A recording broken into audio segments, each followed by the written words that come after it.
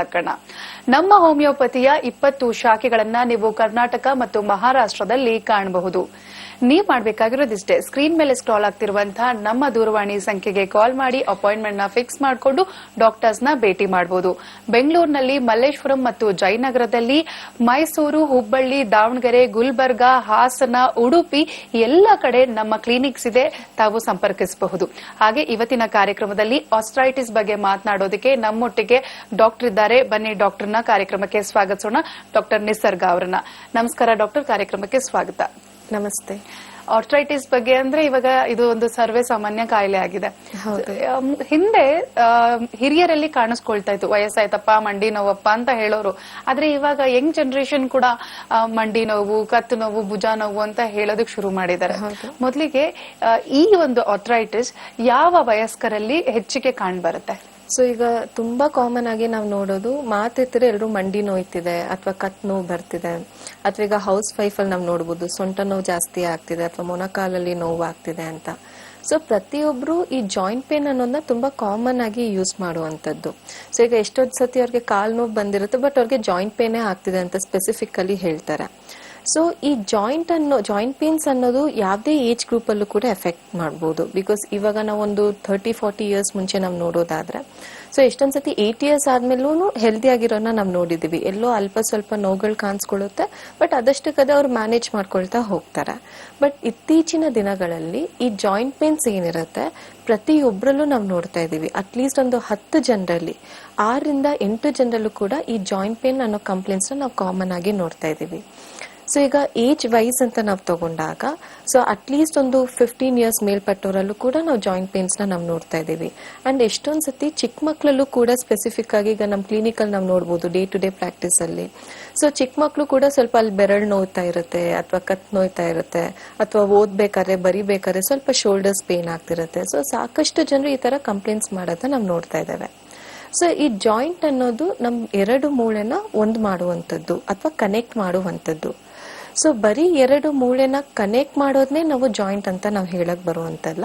So ಈ joints ಏನಿರುತ್ತೆ ಅದರದೇ ಆದ ಕೆಲವೊಂದು ಸ್ಟ್ರಕ್ಚರ್ಸ್ ಇರುತ್ತೆ. ಸೊ ಮೊದಲನೇದಾಗಿ ಈಗ ಒಂದು ಜಾಯಿಂಟ್ ಮೂವ್ ಆಗ್ಬೇಕು, ಅಥವಾ ಈಗ ನಾವು ಕುತ್ಕೊಬೇಕು, ಬೆಂಡ್ ಆಗ್ಬೇಕು, ಅಥವಾ ಒಂದು ವಸ್ತುನ ನಾವು ತಗೊಬೇಕು, ಎತ್ಕೊಬೇಕು, ಬರಿಬೇಕು. ಸೊ ಪ್ರತಿಯೊಂದು ನಾವು ಕೆಲಸ ಮಾಡೋದೇ ಈ ಜಾಯಿಂಟ್ ಮೂವ್ಮೆಂಟ್ಸ್ ಇಂದ. ಸೊ ಈ ಜಾಯಿಂಟ್ ಅನ್ನೋದು ನಮ್ಗೆ ಸಪೋರ್ಟಿಂಗ್ ಸ್ಟ್ರಕ್ಚರ್ ತರ ಕೆಲಸ ಮಾಡುತ್ತೆ. ಸೊ ಈ ರೀತಿ ಕರೆಕ್ಟ್ ಆಗಿ ಯಾವುದೇ ರೀತಿ ಅಡಚಣೆ ಇಲ್ಲದೆ ನಾವು ಬೆಂಡ್ ಮಾಡಬೇಕು ಅಂದ್ರೆ ಅದಕ್ಕೆ ಲ್ಯೂಬ್ರಿಕೆಂಟ್ ಇಂಪಾರ್ಟೆಂಟ್ ಆಗುತ್ತೆ. ಸೊ ಪ್ರತಿಯೊಂದು ಜಾಯಿಂಟ್ ಅಲ್ಲೂ ಒಂದು ಫ್ಲೂಯಿಡ್ ಅನ್ನೋದು ಇರುತ್ತೆ.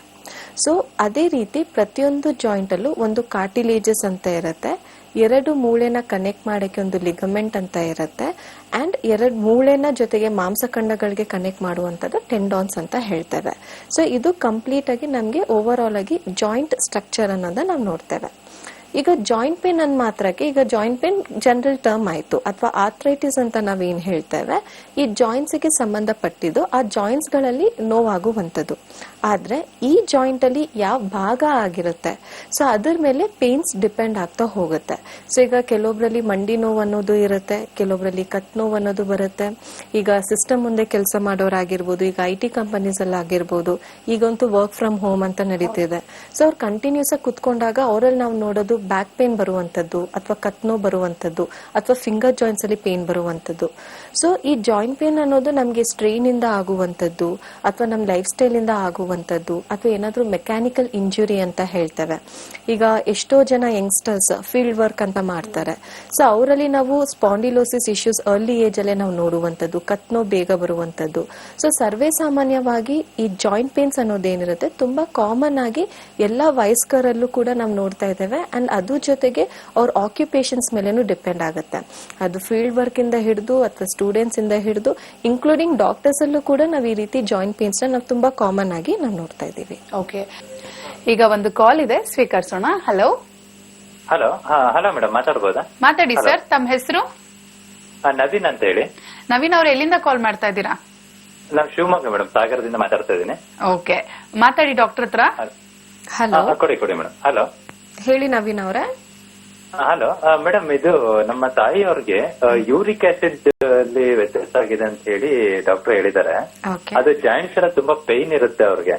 ಓಕೆನಾ. ಈವನ್ ನಾವು ಮೆಡಿಸಿನ್ ತರ ಟ್ರೈ ಮಾಡಿದ್ವಿ ಬೇರೆದೆಲ್ಲ, ಬಟ್ ನಮ್ಗೆ ಅಷ್ಟು ಮಟ್ಟಿಗೆ ರಿಸಲ್ಟ್ ಬರ್ತಾ ಇಲ್ಲ. ಸೊ ಇದಕ್ಕೆ ಏನ್ ಸೊಲ್ಯೂಷನ್ಸ್ ಏನಾದ್ರು ಇದೆಯಾ ಅಂತ ಹೇಳಿ ಕಾಲ್ ಮಾಡಿದ್ವಿ. ಓಕೆ, ಸೊ ಡೆಫಿನೆಟ್ಲಿ ಹೆಲ್ಪ್ ಮಾಡ್ಬೋದು ನವೀನ್ ಅವರೇ. ಸೊ ಈಗ ನೀವು ಹೇಳ್ತಿರೋ ಪ್ರಕಾರ ಅದನ್ನ ನಾವು ಗೌಟಿ ಆರ್ಥ್ರೈಟಿಸ್ ಅಂತ ಹೇಳ್ತೇವೆ. ಸೊ ಈ ಯೂರಿಕ್ ಆಸಿಡ್ ಅನ್ನೋ ಅಂಶ ಏನಿರುತ್ತೆ ನಮ್ಮ ದೇಹದಿಂದ ಹೊರಗಡೆ ಹೋಗುವಂತ ಯೂರಿನ್ ಮೂಲಕ ಹೊರಗಡೆ ಹೋಗುವಂತದ್ದು. ಬಟ್ ಕೆಲವೊಬ್ರಲ್ಲಿ ಏನಾಗುತ್ತೆ, ಈ ಯೂರಿಕ್ ಆಸಿಡ್ ಮೆಟಬಾಲಿಸಮ್ ಅಲ್ಲಿ ಸ್ವಲ್ಪ ಏರುಪೇರು ಆಗುತ್ತೆ. ಸೊ ಈ ಅಂಶ ಏನ್ ಹೊರಗೆ ಹೋಗ್ಬೇಕಾಗಿರತ್ತೆ, ರಕ್ತದಲ್ಲಿ ಸೇರ್ಪಡೆ ಆಗುತ್ತೆ ಅಥವಾ ಜಾಯಿಂಟ್ಸ್ ಗಳಲ್ಲಿ ಸೇರ್ಪಡೆ ಆಗಿ ನೋವು ಅನ್ನೋದು ಸ್ಟಾರ್ಟ್ ಆಗ್ತಾ ಹೋಗುತ್ತೆ. ಸೊ ಕೆಲವೊಬ್ರಲ್ಲಿ ಬರೀ ಹೆಬ್ಬೆಟ್ಟಲ್ಲಿ ಅಷ್ಟೇ ನೋವು ಅನ್ನೋದು ಕ್ರಿಯೇಟ್ ಆಗ್ತಾ ಹೋಗುತ್ತೆ. ಬಟ್ ಕೆಲವೊಬ್ರು ಪೇಷಂಟ್ ಅಲ್ಲಿ ಬೇರೆ ಜಾಯಿಂಟ್ಸ್ ಗಳಲ್ಲೂ ಕೂಡ ನೋವು ಆಗೋದನ್ನ ನಾವು ನೋಡ್ತಾ ಇದ್ದೇವೆ. ಸೊ ಈಗ ನಮ್ಮ ಹೋಮಿಯೋಪತಿನಲ್ಲಿ ನಾವು ಈ ಯೂರಿಕ್ ಆಸಿಡ್ ಮೆಟಬಾಲಿಸಮ್ ಏನಿರುತ್ತೆ, ಗೌಟಿ ಆರ್ಥ್ರೈಟಿಸ್ ಏನಿರುತ್ತೆ, ಮೇನ್ ಆಗಿ ಆ ರೂಟ್ ಕಾಸ್ ನಾವು ಕರೆಕ್ಟ್ ಮಾಡ್ತಾ ಹೋಗ್ಬೇಕಾಗತ್ತೆ. ಸೊ ಇಲ್ಲಿ ನಾವು ಗಮನಿಸಬೇಕಾಗಿರೋದು ಒಂದು ಏಜ್ ಫ್ಯಾಕ್ಟರ್ ಅಂಡ್ ಇದ್ರ ಜೊತೆಗೆ ಹೋಮಿಯೋಪತಿಕ್ ಮೆಡಿಕೇಶನ್ಸ್ ಮೂಲಕ ಅವ್ರ ರಿಪೋರ್ಟ್ಸ್ ಏನಿರುತ್ತೆ, ಯೂರಿಕ್ ಆಸಿಡ್ ಲೆವೆಲ್ಸ್ ಏನಿರುತ್ತೆ 7 ನಂಬರ್ ಒಳಗಡೆ ಇರಬೇಕಾಗತ್ತೆ. ಬಟ್ ಕೆಲವೊಬ್ರು ಪೇಷಂಟ್ಸ್ ಅಲ್ಲಿ 9, 10 ಈ ರೀತಿ ವೇರಿಯೇಷನ್ಸ್ ಆಗ್ತಾ ಹೋಗುತ್ತೆ. ಸೊ ಹೋಮಿಯೋಪತಿಕ್ ಮೆಡಿಸಿನ್ಸ್ ನೋವಷ್ಟೇ ಕಡಿಮೆ ಮಾಡಲ್ಲ, ಮೇನ್ ಆಗಿ ಆ ಯೂರಿಕ್ ಆಸಿಡ್ ದೇಹದಿಂದ ಹೊರಗೆ ಹೋಗೋ ತರ ಹೆಲ್ಪ್ ಮಾಡ್ತಾ ಹೋಗುತ್ತೆ. ಬಟ್ ಒನ್ಸ್ ಗೌಟಿ ಆರ್ಥ್ರೈಟಿಸ್ ಅಥವಾ ಈ ಯೂರಿಕ್ ಆಸಿಡ್ ಸಮಸ್ಯೆ ಬಂತು ಅಂದಾಗ ಪೇಷಂಟ್ ಅಲ್ಲಿ ಬಿಟ್ಟು ಬಿಟ್ಟು ಬರಕ್ಕೆ ಸ್ಟಾರ್ಟ್ ಆಗುತ್ತೆ. ಸೊ ಅಟ್ಲೀಸ್ಟ್ ನಮ್ಮ ಹೋಮಿಯೋಪತಿನಲ್ಲಿ ನೀವು ಒಮ್ಮೆ ಬಂದು ಭೇಟಿ ಮಾಡಿ, ಸೊ ಏನಾದ್ರು ರಿಪೋರ್ಟ್ಸ್ ಮಾಡಿದ್ರೆ ಅದನ್ನು ಕೂಡ ತಗೊಂಡ್ಬನ್ನಿ. ಸೊ ನಿಮ್ಗೆ ಕರೆಕ್ಟ್ ಅಪ್ರೋಚ್ ಅಲ್ಲಿ ನಾವು ಅವ್ರಿಗೆ ಟ್ರೀಟ್ಮೆಂಟ್ ಕೊಡ್ತಾ ಹೋದಾಗ ಅವರಲ್ಲಿ ರಿಪೀಟ್ ಆಗೋದನ್ನು ಕೂಡ ನಾವು ಅವಾಯ್ಡ್ ಮಾಡಿಸಬಹುದು. ಅಂಡ್ ಈ ಗೌಟಿ ಆರ್ಥ್ರೈಟಿಸ್ ಅಥವಾ ಯೂರಿಕ್ ಆಸಿಡ್ ಅಲ್ಲಿ ಏನ್ ವೇರಿಯೇಷನ್ಸ್ ಆಗ್ತಿದೆ ಅದರಿಂದ ಕಂಪ್ಲೀಟ್ ಆಗಿ ಹೊರಗೆ ಬರಕ್ಕೆ ಡೆಫಿನೆಟ್ಲಿ ಹೆಲ್ಪ್ ಮಾಡಬಹುದು. ಧನ್ಯವಾದಗಳು ನವೀನ್ ಅವರೇ ಕರೆ ಮಾಡಿದ್ದಕ್ಕೆ. ಡಾಕ್ಟರ್, ಈಗ ಆರ್ಥ್ರೈಟಿಸ್ ಅಲ್ಲಿ ಯಾವೆಲ್ಲ ಸ್ಟೇಜಸ್ ಇದೆ ಅನ್ನೋದನ್ನ ತಿಳಿಸ್ಕೊಡ್ಬಹುದಾ? ಸೊ ಆರ್ಥ್ರೈಟಿಸ್ ಅಂತ ನಾವು ತಗೊಂಡಾಗ ಮೇನ್ ಆಗಿ ಜಾಯಿಂಟ್ಸ್ ಅಲ್ಲಿ ಇನ್ಫ್ಲಮೇಟರಿ ಚೇಂಜಸ್ ಆಗುವಂತದ್ದು. ಸೊ ಈ ಆರ್ಥೋ ಅಂತ ಏನಿರುತ್ತೆ ಅದನ್ನ ನಾವು ಜಾಯಿಂಟ್ ಅಂತ ಹೇಳ್ತೇವೆ. ಐಟಿಸ್ ಅನ್ನೋದು ಇನ್ಫ್ಲಮೇಷನ್, ಅಂದ್ರೆ ನಮ್ ದೇಹದಲ್ಲಿ ಯಾವುದೇ ರೀತಿ ಒಂದು ಪೆಟ್ಟು ಬಿದ್ದಾಗ ಅಥವಾ ಒಂದು ಇನ್ಫೆಕ್ಷನ್ ಆದಾಗ ಅಥವಾ ಚೂರು ಸ್ಟ್ರೈನ್ ಆದಾಗ ನಮ್ ದೇಹದಲ್ಲಿ ಆಗುವಂತ ರಿಯಾಕ್ಷನ್ ಇನ್ಫ್ಲಮೇಷನ್ ಅಂತ ಹೇಳ್ತೇವೆ. ಸೊ ನಾರ್ಮಲ್ ಆಗಿ ಈ ಇನ್ಫ್ಲಮೇಟರಿ ರೆಸ್ಪಾನ್ಸ್ ನಮ್ ದೇಹದಲ್ಲಿ ಆಗ್ಲೇಬೇಕು. ಸೊ ಇವಾಗ ನಾವು ಕಾಮನ್ ಆಗಿ ನಾವು ನೋಡೋದು ಕೋವಿಡ್ ಅಂತ ನಾವು ತಗೊಂಡಾಗ್ಲೂ ಸಹ ನಮ್ ಬಾಡಿನಲ್ಲಿ ಆಗ್ತಿರೋದೇ ಇನ್ಫ್ಲಮೇಟರಿ ರಿಯಾಕ್ಷನ್. ಅಂದ್ರೆ ನಮ್ಮಲ್ಲಿರೋ ಇಮ್ಯೂನ್ ಸಿಸ್ಟಮ್ ಏನಿರುತ್ತೆ ಈ ರಿಯಾಕ್ಷನ್ ಏನ್ ಕ್ರಿಯೇಟ್ ಮಾಡುತ್ತೆ ಇನ್ಫೆಕ್ಷನ್ ಹೊರಗೆ ಹಾಕೋ ಮೂಲಕ ಅಥವಾ ಬಾಡಿ ಸ್ವಲ್ಪ ಪ್ರಾಬ್ಲಮ್ ಅಲ್ಲಿ ಇದೆ ಅಥವಾ ತೊಂದರೆಯಲ್ಲಿದೆ ಅಂತ ತೋರಿಸೋ ಸಲುವಾಗಿ ಈ ಇನ್ಫ್ಲಮೇಟರಿ ರಿಯಾಕ್ಷನ್ ಅನ್ನೋದನ್ನ ತೋರಿಸುತ್ತೆ. ಸೊ ಆರ್ಥ್ರೈಟಿಸ್ ಅನ್ನೋದು ನಾವು ಕಾಮನ್ ಆಗಿ ಬ್ರಾಡ್ ಆಗಿ ನಾವು ನೋಡೋದಾದ್ರೆ ಸೊ ಒಂದು ನಾವು ಫಂಕ್ಷನಲ್ ಚೇಂಜಸ್ ಅಂತ ಹೇಳ್ತೇವೆ. ಈಗ ಫಂಕ್ಷನಲ್ ಚೇಂಜಸ್ ಅಂತ ನಾವು ತಗೊಂಡಾಗ ಪೇಷಂಟ್ಸ್ ಅಲ್ಲಿ ಬರುವಂತದ್ದು ನೋವು. ಸೊ ಈಗ ಬೆಳಿಗ್ಗೆ ಎದ್ದ ತಕ್ಷಣ ಸ್ವಲ್ಪ ಕೈ ಬೆರಳೆಲ್ಲ ನೋವು ಆಗ್ತಿರತ್ತೆ, ಸ್ಟೆಪ್ಸ್ ಹತ್ಬೇಕಾದ್ರೆ ಸ್ವಲ್ಪ ಮಂಡಿ ನೋವು ಸ್ಟಾರ್ಟ್ ಆಗುತ್ತೆ, ಕೆಳಗಡೆ ಹೊತ್ತು ಜಾಸ್ತಿ ಕೂರಕ್ ಆಗಲ್ಲ, ಅಥವಾ ಸ್ಟೆಪ್ಸ್ ಇಳಿಬೇಕಾದ್ರೆ ನಂಗೆ ಸ್ವಲ್ಪ ಬ್ಯಾಲೆನ್ಸ್ ತಪ್ಪದಂಗ ಆಗ್ತಿರತ್ತೆ, ಅಥವಾ ನಡೀತಾ ಇರ್ಬೇಕಾದ್ರೆ ಸ್ವಲ್ಪ ಬ್ಯಾಲೆನ್ಸ್ ತಪ್ಪದಂಗ ಆಗ್ತಿರತ್ತೆ. ಸೊ ನಾನು ಮುಂಚೆ ಸ್ಟ್ರೈಟ್ ಆಗಿ ನಡೀತಿದ್ದೆ, ಈಗ ಒಂದ್ ಸ್ವಲ್ಪ ಬಲ್ಗಡೆ ಅಥವಾ ಎಡಗಡೆ ವಾಲ್ಬೇಕಾಗತ್ತೆ. ಸೊ ಮುಂಚೆ ಒಂದೇ ಜಾಯಿಂಟ್ ಅಲ್ಲಿ ನನಗೆ ನೋವು ಆಗ್ತಿತ್ತು, ಇವಾಗ ಇನ್ನೊಂದ್ ಕಡೆನೂ ಪೇನ್ ಶಿಫ್ಟ್ ಆಗ್ತಿದೆ. ಅಥವಾ ನಾನು ಏನಾದ್ರು ಕುತ್ಕೊಂಡಾಗ ಏನಾದ್ರು ಪಿಲ್ಲೋ ಇಟ್ಕೊಂಡ್ಲೇಬೇಕಾಗತ್ತೆ, ಕಂಟಿನ್ಯೂಸ್ ಆಗಿ ಕುತ್ಕೊಂಡಾಗ ಬ್ಯಾಕ್ ಪೇನ್ ಬರುತ್ತೆ, ಅಥವಾ ಮಲ್ಕೊಂಡಾಗ ಸಡನ್ ಆಗಿ ನನಗೆ ಸೈಡ್ ತಿರ್ಗಕ್ ಆಗಲ್ಲ, ಇಮಿಡಿಯೇಟ್ ಆಗಿ ಸೊಂಟ ಹಿಡ್ಕೊಳ್ತಾ ಹೋಗುತ್ತೆ. ಸೊ ಇಲ್ಲಿ ನಾವು ನೋಡ್ತಿರೋದು ಫಂಕ್ಷನಲ್ ಚೇಂಜಸ್. ಇನ್ ಅದನ್ನ ನಾವು ಫಂಕ್ಷನಲ್ ಚೇಂಜಸ್ ನ ನಾವು ಯಾವಾಗ ನೆಗ್ಲೆಕ್ಟ್ ಮಾಡ್ತಾ ಹೋಗ್ತೀವಿ, ಬಿಕಾಸ್ ತುಂಬಾ ಜನ ಪೇಷಂಟ್ ಈಗ ಒಂದು ಪೇನ್ ಬಂತು, ಒಂದ್ ಜ್ವರ ಬಂತು ಅಂದಾಗ ಸೊ ನಿಯರ್ ಬೈ ಎಲ್ಲರೂ ಮೆಡಿಕಲ್ ಸ್ಟೋರ್ ಹತ್ರ ಹೋಗ್ತಾರೆ, ಒಂದ್ ಪೇನ್ ಕಿಲ್ಲರ್ ಆ ರೀತಿ ತಗೊಂತಾರೆ, ತಗೊಂಡಾಗ ಕಡಿಮೆ ಆಗುತ್ತೆ, ಮತ್ತೆ ಒಂದ್ 6 ತಿಂಗಳಾದ್ಮೇಲೆ ಮತ್ತೆ ಅದೇ ನೋವು ಸ್ಟಾರ್ಟ್ ಆಗುತ್ತೆ, ಅಥವಾ ಏನಾದ್ರು ಒಂದು ಕ್ಯಾಲ್ಸಿಯಂ ಮಾತ್ರೆ ಅಥವಾ ವೈಟಮಿನ್ ಮಾತ್ರೆ ಸಪ್ಲಿಮೆಂಟ್ಸ್ ಆ ರೀತಿ ಏನಾದ್ರು ತಗೊಂತಾರೆ. ಸೊ ಆ ಕ್ಷಣ ಅವ್ರು ಆರಾಮಾಗ್ತಾರೆ, ಮತ್ತೆ ಬಿಟ್ಟು ಬಿಟ್ಟು ಬರ್ತಾ ಹೋಗುತ್ತೆ. ಸೊ ಯಾವಾಗ ಈ ಫಂಕ್ಷನಲ್ ಚೇಂಜಸ್ ನ ನಾವು ಕಂಟ್ರೋಲ್ ಮಾಡ್ತಾ ಹೋಗ್ತೇವೆ, ಬಟ್ ಆ ಕ್ಷಣ ನಾವು ಕಾಯಿಲೆನ ಮುಚ್ಚಾಕಕ್ ನಾವು ನೋಡ್ತಾ ಹೋಗ್ತೀವಿ, ಕ್ರಮೇಣವಾಗಿ ಈ ಕಾಯಿಲೆ ಬೆಳೀತಾ ಹೋಗ್ತಾ ಸ್ಟ್ರಕ್ಚರಲ್ ಚೇಂಜಸ್ ಅಂತ ಹೇಳ್ತೇವೆ. ಅಂದ್ರೆ ಮೂಳೆಗಳಲ್ಲಿ ಸ್ವಾಧೀನ ಕಡಿಮೆ ಆಗ್ತಾ ಹೋಗೋದು, ಮೂಳೆ ಎಲ್ಲ ಬೆಂಡ್ ಆಗ್ತಾ ಹೋಗೋದು, ಅದ್ರದ್ದು ಒರಿಜಿನಲ್ ಆಕಾರ ಏನಿರುತ್ತೆ ಅದು ಕಂಪ್ಲೀಟ್ ಆಗಿ ಚೇಂಜ್ ಆಗುವಂತದ್ದು. ಸೊ ಈಗ ಒಂದು ಮೂಳೆ ಸ್ಟ್ರೈಟ್ ಇರೋದು ಬೆಂಡ್ ಆಗುವಂತದ್ದು. ಸೊ ಈ ರೀತಿ ನಾವು ಸ್ಟ್ರಕ್ಚರಲ್ ಚೇಂಜಸ್ಗೆ ಕನ್ವರ್ಟ್ ಆಗೋದನ್ನ ನಾವು ನೋಡ್ತಾ ಇದ್ದೇವೆ. ಸೊ ಈ ಆರ್ಥ್ರೈಟಿಸ್ ಅಲ್ಲಿ ಸಾಕಷ್ಟು ತರ ವಿಧಾನಗಳಿರುತ್ತೆ, ಟೈಪ್ಸ್ ಅನ್ನೋದು ಇರುತ್ತೆ. ಸೊ ನಾವು ಜನರಲ್ ಆಗಿ ನಾವು ನೋಡೋದಾದ್ರೆ ಮಿನಿಮಮ್ ಅಂದ್ರೆ 100 ತರ ಇರುತ್ತೆ ಆರ್ಥ್ರೈಟಿಸ್ ಅಲ್ಲಿ. ಸೊ ಅದರಲ್ಲಿ ಇತ್ತೀಚಿನ ದಿನಗಳಲ್ಲಿ ಈ ಲೈಫ್ ಸ್ಟೈಲ್ ಅಲ್ಲಿ ಕೆಲವೊಂದು 5-6 ತರ ಆರ್ಥ್ರೈಟಿಸ್ ನ ತುಂಬಾ ಕಾಮನ್ ಆಗಿ ನೋಡ್ತಾ ಇದ್ದಾವೆ. ಸೊ ಕೆಲವೊಂದು ಏಜ್ ರಿಲೇಟೆಡ್ ಇರುತ್ತೆ, ಕೆಲವೊಂದು ಪುರುಷರಲ್ಲಿ ನಾವು ಜಾಸ್ತಿ ನೋಡ್ತೇವೆ, ಕೆಲವೊಂದು ಮಹಿಳೆಯರಲ್ಲಿ ನಾವು ಜಾಸ್ತಿ ನೋಡ್ತೇವೆ, ಕೆಲವೊಂದು ಇಬ್ರಲ್ಲೂ ನಾವು ಕಾಮನ್ ಆಗಿ ನೋಡ್ತೇವೆ. ಇನ್ ಕೆಲವೊಂದು ಚಿಕ್ಕ ಮಕ್ಕಳಲ್ಲಿ ನಾವು ಜಾಸ್ತಿ ನೋಡ್ತೇವೆ, ಕೆಲವೊಬ್ಬರಲ್ಲಿ ಟೀನೇಜರ್ಸ್ ಅಲ್ಲಿ ನಾವು ಜಾಸ್ತಿ ನೋಡ್ತೇವೆ, ಇನ್ ಕೆಲವೊಂದು ಆರ್ಥ್ರೈಟಿಸ್ ಮಿಡಲ್ ಏಜ್ ಅಲ್ಲಿ ನಾವು ಕಾಮನ್ ಆಗಿ ನೋಡ್ತೇವೆ. ಸೊ ಈ ರೀತಿ ಆರ್ಥ್ರೈಟಿಸ್ ಅನ್ನೋದ್ರಲ್ಲಿ ಸಾಕಷ್ಟು 100 ತರ ಇರುತ್ತೆ. ಅದರಲ್ಲಿ ಕಾಮನ್ ಆಗಿ ನಾವು ನೋಡೋದು 5 to 6 ಟೈಪ್ಸ್ ಆಫ್ ಆರ್ಥ್ರೈಟಿಸ್ ಅಂತ ಹೇಳ್ಬೋದು. ಸೊ ಈಗ ಮತ್ತೊಂದು ಕರೆ. ಹಾ, ನಮಸ್ತೆ. ನಿಮ್ ಹೆಸರು? ರೇಣುಕಾ ಅಂತ. ರೇಣುಕಾ ಅವ್ರು ಎಲ್ಲಿಂದ ಕಾಲ್ ಮಾಡ್ತಾ ಇದ್ದೀರಾ? ಬ್ಯಾಂಗ್ಳೂರಿಂದ. ಓಕೆ, ಮಾತಾಡಿ ಡಾಕ್ಟರ್ ಹತ್ರ. ಹಲೋ, ನಮಸ್ತೆ ಡಾಕ್ಟರ್. ನಮಸ್ತೆ ರೇಣುಕಾ ಅವರೇ, ಹೇಳಿ. ನಮ್ಮ ಅತ್ತೆಗೆ ಪ್ರಾಬ್ಲಮ್ ಇರೋದು. ಅವ್ರಿಗೆ ಆಕ್ಚುಲಿ 2.5 years ಇಂದ ಕಾಲ್ ಮಂಡಿ, ಅವ್ರಿಗೆ ಓಡಾಡಕ್ ಆಗ್ತಿಲ್ಲ. ಅವ್ರ ರೂಮಲ್ಲೇ ಇರ್ತಾರೆ. ಓಕೆ. ಸೊ ನಮ್ ಡಾಕ್ಟರ್ ಇಲ್ಲೇ ಮನೆಗೆ ಬಂದು ಟ್ರೀಟ್ ಮಾಡ್ತಾರೆ. 1.5 ವರ್ಷದಿಂದ ಟ್ರೀಟ್ಮೆಂಟ್ ಕೊಡಿಸ್ತಾ ಇದೀವಿ. ಓಕೆ. ಬಟ್ ಇನ್ನೂ ಹಾಗೆ ಇದೆ. ಓಡಾಡಕ್ಕೇನು ತುಂಬಾ ಕಷ್ಟ. ಕುತ್ಕೊಂಡು ಎದೋಳಕ್ ಆಗಲ್ಲ, ನಡಿಯಕ್ ಆಗಲ್ಲ. ಓಕೆ. ಬಾತ್ರೂಮ್ಗೆ ಹೋಗೋದಕ್ಕೂ ತುಂಬಾ ಕಷ್ಟ ಪಡ್ತಾರೆ. ಓಕೆ. ಸೊ ಅವರಲ್ಲಿ ಬೇರೆ ಏನಾದ್ರೂ ಸಮಸ್ಯೆಗಳಿದೆಯಮ್ಮ? BP, ಶುಗರ್ ಅಥವಾ ಥೈರಾಯ್ಡ್ ಸಮಸ್ಯೆ? ಡಯಾಬಿಟಿಸ್ ಪ್ರಾಬ್ಲಮ್ ಇದೆ. ಓಕೆ. ಅವ್ರ ವಯಸ್ಸು ಮೆಡಿಸಿನ್ ಎಷ್ಟು? ತಗೊಳ್ತಾರೆ. ಓಕೆ. ಅವ್ರ ವಯಸ್ಸು ಎಷ್ಟು? 57. ಓಕೆ ಅಮ್ಮ. ಡೆಫಿನೆಟ್ಲಿ ಹೋಮಿಯೋಪತಿಕ್ ಮೆಡಿಸಿನ್ಸ್ ಹೆಲ್ಪ್ ಮಾಡುತ್ತೆ. ಬಿಕಾಸ್ ಈಗ ನೀವು ಬರೀ ಅವ್ರಿಗೆ ನೋವಾಗ್ತಿದೆ ಅಂತ ನೀವು ಟ್ರೀಟ್ಮೆಂಟ್ ಕೊಡಿಸ್ತಾನೆ ಹೋದ್ರೆ ಅವ್ರು 10 ವರ್ಷ ಆದ್ರೂ ಟ್ರೀಟ್ಮೆಂಟ್ ಬರೀ ನೋವಿನ ಮಾತ್ರೆನೆ ತಗೊಬೇಕಾಗತ್ತೆ. ಅಂಡ್ ಪ್ರತಿ ಬಾರಿನೂ ಅವರಲ್ಲಿ ಈ ಕಾಯಿಲೆ ಏನಿರುತ್ತೆ ಜಾಸ್ತಿ ಆಗ್ತಾ ಹೋಗುತ್ತೆ. ಸೊ ಈಗ ಅವ್ರಿಗೆ ಒಂದು 5-6 ವರ್ಷದ ಮುಂಚೆ ಅವ್ರದ್ದು ಬರೀ 2ನೇ ಸ್ಟೇಜ್ ಅಲ್ಲಿ ಇತ್ತು ಅಂದ್ರೆ, ಇನ್ನು ನೀವು ಬರೀ ನೋವಿನ ಮಾತ್ರೆ ಕೊಡ್ತಾನೆ ಇದ್ರೆ ಆ ಪೇಷಂಟ್ ಅಲ್ಲಿ 3ನೇ ಸ್ಟೇಜ್ ಅಥವಾ 4ನೇ ಸ್ಟೇಜ್ ವರೆಗೂ ಡೆವಲಪ್ ಆಗೋ ಚಾನ್ಸಸ್ ಇರುತ್ತೆ. ಅಂಡ್ ಅದ್ರ ಜೊತೆಗೆ ಅವರಲ್ಲಿ ಸಕ್ಕರೆ ಕಾಯಿಲೆ ಇರೋದ್ರಿಂದ ಈ ಮೂಳೆ ಸವಿಯೋದು ಕೂಡ ಸ್ವಲ್ಪ ಬೇಗನೆ ಆಗ್ತಾ ಹೋಗುತ್ತೆ. ಸೊ ಇದನ್ನ ನಾವು ಆಸ್ಟಿಯೋ ಆರ್ಥ್ರೈಟಿಸ್ ಅಂತ ಹೇಳ್ತೇವೆ. ಸೊ ಮೊದಲನೇದಾಗಿ ನಿಮ್ಮ ಹತ್ರ ಏನಾದ್ರು ಎಕ್ಸ್ರೇ ರಿಪೋರ್ಟ್ಸ್ ಇತ್ತು ಅಥವಾ ಏನಾದ್ರು MRI ಮಾಡಿಸಿದ್ರಿ ಅಂದ್ರೆ ಒಮ್ಮೆ ತಗೊಂಡ್ಬನ್ನಿ. ಅಥವಾ ಏನು ರಿಪೋರ್ಟ್ಸ್ ಮಾಡಿಲ್ಲ ಅಂದ್ರೂ ತೊಂದರೆ ಇಲ್ಲ. ಸೊ ಏನಾದ್ರು ಮೆಡಿಕೇಶನ್ ತಗೊಂತಿದ್ರೆ ಅದನ್ನು ಸಹ ತಗೊಂಡ್ಬಂದು ಭೇಟಿ ಮಾಡಿ. ಸೊ ಈಗ ನಮ್ಮ ಹೋಮಿಯೋಪತಿನಲ್ಲಿ ಬರೀ ನಾವು ಅವ್ರಿಗೆ ಆಸ್ಟಿಯೋ ಆರ್ಥ್ರೈಟಿಸ್ ಅಷ್ಟೇ ನಾವು ಟ್ರೀಟ್ಮೆಂಟ್ ಕೊಟ್ಟಿರಲ್ಲ. ಸೊ ಮೇನ್ ಆಗಿ ಅವರಲ್ಲಿ ಸಕ್ಕರೆ ಕಾಯಿಲೆನೂ ನಾವು ಸರಿಪಡಿಸ್ತಾ ಹೋಗ್ಬೇಕಾಗತ್ತೆ. ಬಿಕಾಸ್ ಅವರಲ್ಲಿ ಶುಗರ್ ಲೆವೆಲ್ಸ್ ಎಷ್ಟು ಕಂಟ್ರೋಲ್ ಅಲ್ಲಿ ಇದೆ ಅದು ಸಹನೂ ಅಷ್ಟೇ ಇಂಪಾರ್ಟೆಂಟ್ ಆಗುತ್ತೆ. ಸೊ ಹೋಮಿಯೋಪತಿಕ್ ಮೆಡಿಸಿನ್ಸ್ ಮೂಲಕ ಅವ್ರ ಸಕ್ಕರೆ ಕಾಯಿಲೆಯಿಂದನೂ ಸಫರ್ ಆಗೋದನ್ನ ಕಡಿಮೆ ಮಾಡ್ತಾ ಹೋಗ್ಬೋದು. ಅಂಡ್ ಅದ್ರ ಜೊತೆಗೆ ಮೂಳೆ ಏನ್ ಸವಿತಾ ಹೋಗ್ತಿದೆ, ಈ ಮೂಳೆ ಏನ್ ಡ್ಯಾಮೇಜ್ ಆಗ್ತಾ ಹೋಗ್ತಿದೆ, ಡೆಫಿನೆಟ್ಲಿ ಅದಕ್ಕೊಂದು ಶಾಶ್ವತ ಪರಿಹಾರ ಇರುತ್ತೆ. ಸೊ ಕರೆಕ್ಟ್ ಆಗಿ ಫಾಲೋ ಅಪ್ ಮಾಡಿ. ಸ್ವಲ್ಪ ಡೆಫಿನೆಟ್ಲಿ ಟೈಮ್ ತಗೊಳುತ್ತೆ. ಬಟ್ ನೀವು ಪ್ರಾಪರ್ ಆಗಿ ಪೇಷಂಟ್ಲಿ ನೀವು ಟ್ರೀಟ್ಮೆಂಟ್ ತಗೊಂಡಾಗ ನೀವು ಎಕ್ಸ್ಪೆಕ್ಟ್ ಮಾಡೋ ರಿಸಲ್ಟ್ಸ್ ಡೆಫಿನೆಟ್ಲಿ ಸಿಗುತ್ತಮ್ಮ. ಧನ್ಯವಾದಗಳು ರೇಣುಕಾ ಅವರೇ ಕರೆ ಮಾಡಿದ್ದಕ್ಕೆ. ಇವಾಗ ನೀವು ಹೇಳಿದ್ರಿ ಹೆಣ್ಮಕ್ಳಲ್ಲಿ ಒಂಥರ ಡಿಫ್ರೆಂಟ್ ಆಗಿ ಕಾಣುತ್ತೆ ಅಥವಾ ಪುರುಷರಲ್ಲಿ ಬೇರೆ ರೀತಿ ಇರುತ್ತೆ ಅಂತ. ಮತ್ತೆ ಕೆಲವರು ಹೇಳ್ತಾ ಇರ್ತಾರೆ ಹೆಣ್ಮಕ್ಳಿಗೆ ವಿಶೇಷವಾಗಿ ಒಂದು 30-35 ದಾಟ ಆದ್ಮೇಲೆ ಬೋನ್ಸ್ ಸವಿತಾ ಬರುತ್ತೆ ಅಂತ. ಸೊ ಏನಕ್ಕದು? ಮತ್ತೆ ಅದಕ್ಕೂ ಮತ್ತೆ ಆರ್ಥ್ರೈಟಿಸ್ಗೂ ಏನಾದ್ರೂ ಸಂಬಂಧ ಇದೆಯಾ? ಸೊ ಒಂದು ಏಜ್ ಇತ್ತು ಎಲ್ಲಿ ಅಂದ್ರೆ ಒಂದು 45 years 50 years ಆದ್ಮೇಲೆ ಪೇಷಂಟ್ಸ್ ಅಲ್ಲಿ ಜಾಯಿಂಟ್ ಪೇನ್ಸ್ ನ ನಾವು ನೋಡ್ತಿದ್ವಿ. ಬಿಕಾಸ್ ಏಜ್ ಆಗ್ತಿದೆ ಅಂದ ತಕ್ಷಣ ಮೂಳೆಗಳು ಸವಿಯಕ್ಕೆ ಸ್ಟಾರ್ಟ್ ಆಗುತ್ತೆ ಅಂತ ಕಾಮನ್ ಆಗಿ ಹೇಳ್ತಿದ್ವಿ. ಎಲ್ಲರೂ ಅದೇ ರೀತಿ ಮ್ಯಾನೇಜ್ಮೆಂಟ್ ಅಂತ ಮಾಡೋರು. ಸೊ ಮುಂಚೆ ನೀ ರಿಪ್ಲೇಸ್ಮೆಂಟ್ ಅಷ್ಟು ಕಾಮನ್ ಆಗಿರ್ತಿರ್ಲಿಲ್ವಾ? ಅಥವಾ ಈ ಪರ್ಟಿಕ್ಯುಲರ್ ಜಾಯಿಂಟ್ ಎಫೆಕ್ಟ್ ಆಗಿದೆ ಅಂದಾಗ ಆ ಜಾಯಿಂಟ್ ನ ರೀಪ್ಲೇಸ್ ಮಾಡೋ ಅಂಶ ಸ್ವಲ್ಪ ಕಡಿಮೆನೆ ಇರ್ತಿತ್ತು. ಸೊ ಬಟ್ ಇತ್ತೀಚಿನ ದಿನಗಳಲ್ಲಿ ತುಂಬಾ ಜನರಲ್ಲಿ ಈ ನೀ ರಿಪ್ಲೇಸ್ಮೆಂಟ್ ಗೆ ತುತ್ತಾಗ್ತಿದ್ದಾರೆ. ಸೊ ಅದ್ರಲ್ಲಿ ನಾವು ಫಸ್ಟ್ ಕಾಮನ್ ಆಗಿ ಆರ್ಥ್ರೈಟಿಸ್ ಅಲ್ಲಿ ನಾವು ನೋಡೋದಾದ್ರೆ ಆಸ್ಟಿಯೋ ಆರ್ಥ್ರೈಟಿಸ್ ಅಂತ ಹೇಳ್ತೇವೆ. ಸ್ಪೆಷಲಿ ಇದು ಮಹಿಳೆಯರಲ್ಲೂ ಎಫೆಕ್ಟ್ ಆಗ್ತಿದೆ, ಪುರುಷರಲ್ಲೂ ಎಫೆಕ್ಟ್ ಆಗ್ತಿದೆ. 1% ಪುರುಷರಲ್ಲೂ ಕೂಡ ಜಾಸ್ತಿ ಅಂತಾನೆ ಹೇಳ್ಬೋದು. ಸೊ ಆಸ್ಟಿಯೋ ಆರ್ಥ್ರೈಟಿಸ್ ಅನ್ನೋದು ಏಜ್ ರಿಲೇಟೆಡ್ ಡಿಸಾರ್ಡರ್ ಅಂತ ಹೇಳ್ಬೋದು. ಅಂದ್ರೆ ಈ ಜೆಲ್ ಅಂತ ಏನಿರುತ್ತೆ, ಸೊ ನಾನು ಆಗ್ಲೇ ಹೇಳ್ದಂಗೆ ಪ್ರತಿಯೊಂದು ಜಾಯಿಂಟ್ ಅಲ್ಲೂ ಈ ಜೆಲ್ ಇರುತ್ತೆ. ಈಗ ನಮ್ ಬಾಗ್ಲು ಚಿಲ್ಕತ್ತುಕ್ ಹಿಡಿದಾಗ ಪದೇ ಪದೇ ರಬ್ ಮಾಡ್ತಿದ್ರೆ ಇನ್ನು ಡ್ಯಾಮೇಜ್ ಆಗುತ್ತೆ. ಅದಕ್ಕೆ ಸ್ವಲ್ಪ ನಾವೇನಾದ್ರು ಎಣ್ಣೆ ಆತರ ಏನಾದ್ರು ಹಾಕಿದ್ರೆ ಸ್ವಲ್ಪ ಈಸಿ ಮೂವ್ಮೆಂಟ್ ಕೊಡುತ್ತೆ. ಸೊ ಅದೇ ರೀತಿ ಈ ಜೆಲ್ ಕೂಡ ನಮಗೊಂದು ಲೂಬ್ರಿಕೆಂಟ್ ಇದ್ದಂಗೆ. ಸೊ ಪ್ರತಿಯೊಂದು ಜಾಯಿಂಟ್ ಅಲ್ಲಿ ಈ ಜೆಲ್ ಏನಿರುತ್ತೆ ಜಾಯಿಂಟ್ಸ್ ನ ಫ್ಲೆಕ್ಸಿಬಲ್ ಮಾಡ್ತಾ ಹೋಗುತ್ತೆ. ಅಂದ್ರೆ ಮೂವ್ ಮಾಡಕ್ಕೆ ಸ್ವಲ್ಪ ಈಸಿ ಆಗ್ತಾ ಹೋಗುತ್ತೆ. ಆಸ್ಟಿಯೋ ಆರ್ಥ್ರೈಟಿಸ್ ಪೇಷಂಟ್ ಅಲ್ಲಿ ಈ ಪರ್ಟಿಕ್ಯುಲರ್ ಜೆಲ್ ಅನ್ನೋ ಅಂಶ ಏನಿರುತ್ತೆ ಕ್ರಮೇಣವಾಗಿ ಕಡಿಮೆ ಆಗುತ್ತೆ. ಸೊ ಯಾವಾಗ ಈ ಜೆಲ್ ಡ್ರೈ ಆಗ್ತಾ ಹೋಗುತ್ತೆ, 2 ಮೂಳೆ ಮಧ್ಯೆ ಜಾಗ ಏನಿರುತ್ತೆ ಅದು ಚಿಕ್ಕದಾಗ್ತಾ ಹೋಗುತ್ತೆ. ಯಾವಾಗ ಚಿಕ್ಕದಾಗ್ತಾ ಹೋಗುತ್ತೆ ಆ ಕಾರ್ಟಿಲೇಜಸ್ ಏನ್ ಸುತ್ತಕೊಂಡಿರುತ್ತೆ ಜಾಯಿಂಟ್ಸ್ ಹತ್ರ ಕಂಪ್ಲೀಟ್ ಆಗಿ ಡ್ಯಾಮೇಜ್ ಆಗಕ್ಕೆ ಸ್ಟಾರ್ಟ್ ಆಗುತ್ತೆ. ಸೊ ಆಸ್ಟಿಯೋ ಆರ್ಥ್ರೈಟಿಸ್ ನ ನಾವು ಏಜ್ ರಿಲೇಟೆಡ್ ಜೊತೆಗೆ ಡಿಜೆನರೇಟಿವ್ ಡಿಸಾರ್ಡರ್ಸ್ ಅಂದ್ರೆ ಕಂಪ್ಲೀಟ್ ಆಗಿ ಕಾರ್ಟಿಲೇಜಸ್ ಎಲ್ಲ ಡ್ಯಾಮೇಜ್ ಆಗ್ತಾ ಹೋಗುವಂತದ್ದು.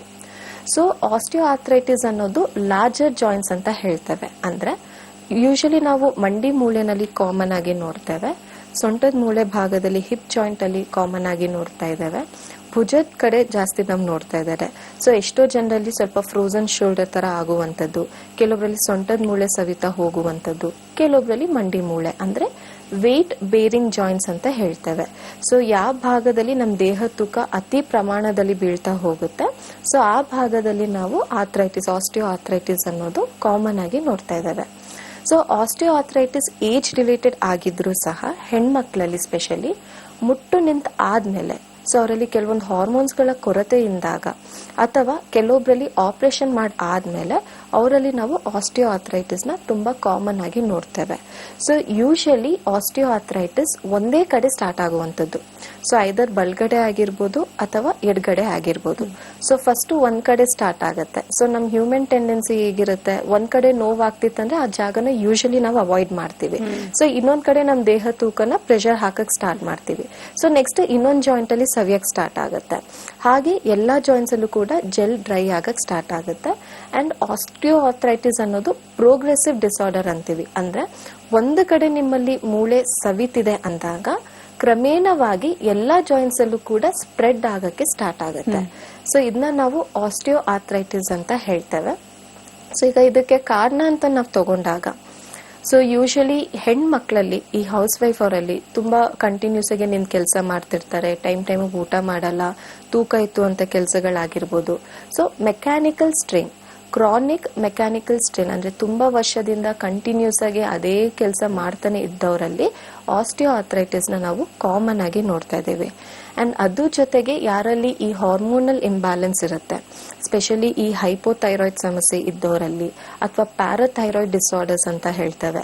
ಸೊ ಅವರಲ್ಲಿ ಆಗಿರಬಹುದು, ಸಕ್ಕರೆ ಕಾಯಿಲೆ ಆಗಿರಬಹುದು, ಒಬೆಸಿಟಿ ಆಗಿರ್ಬೋದು.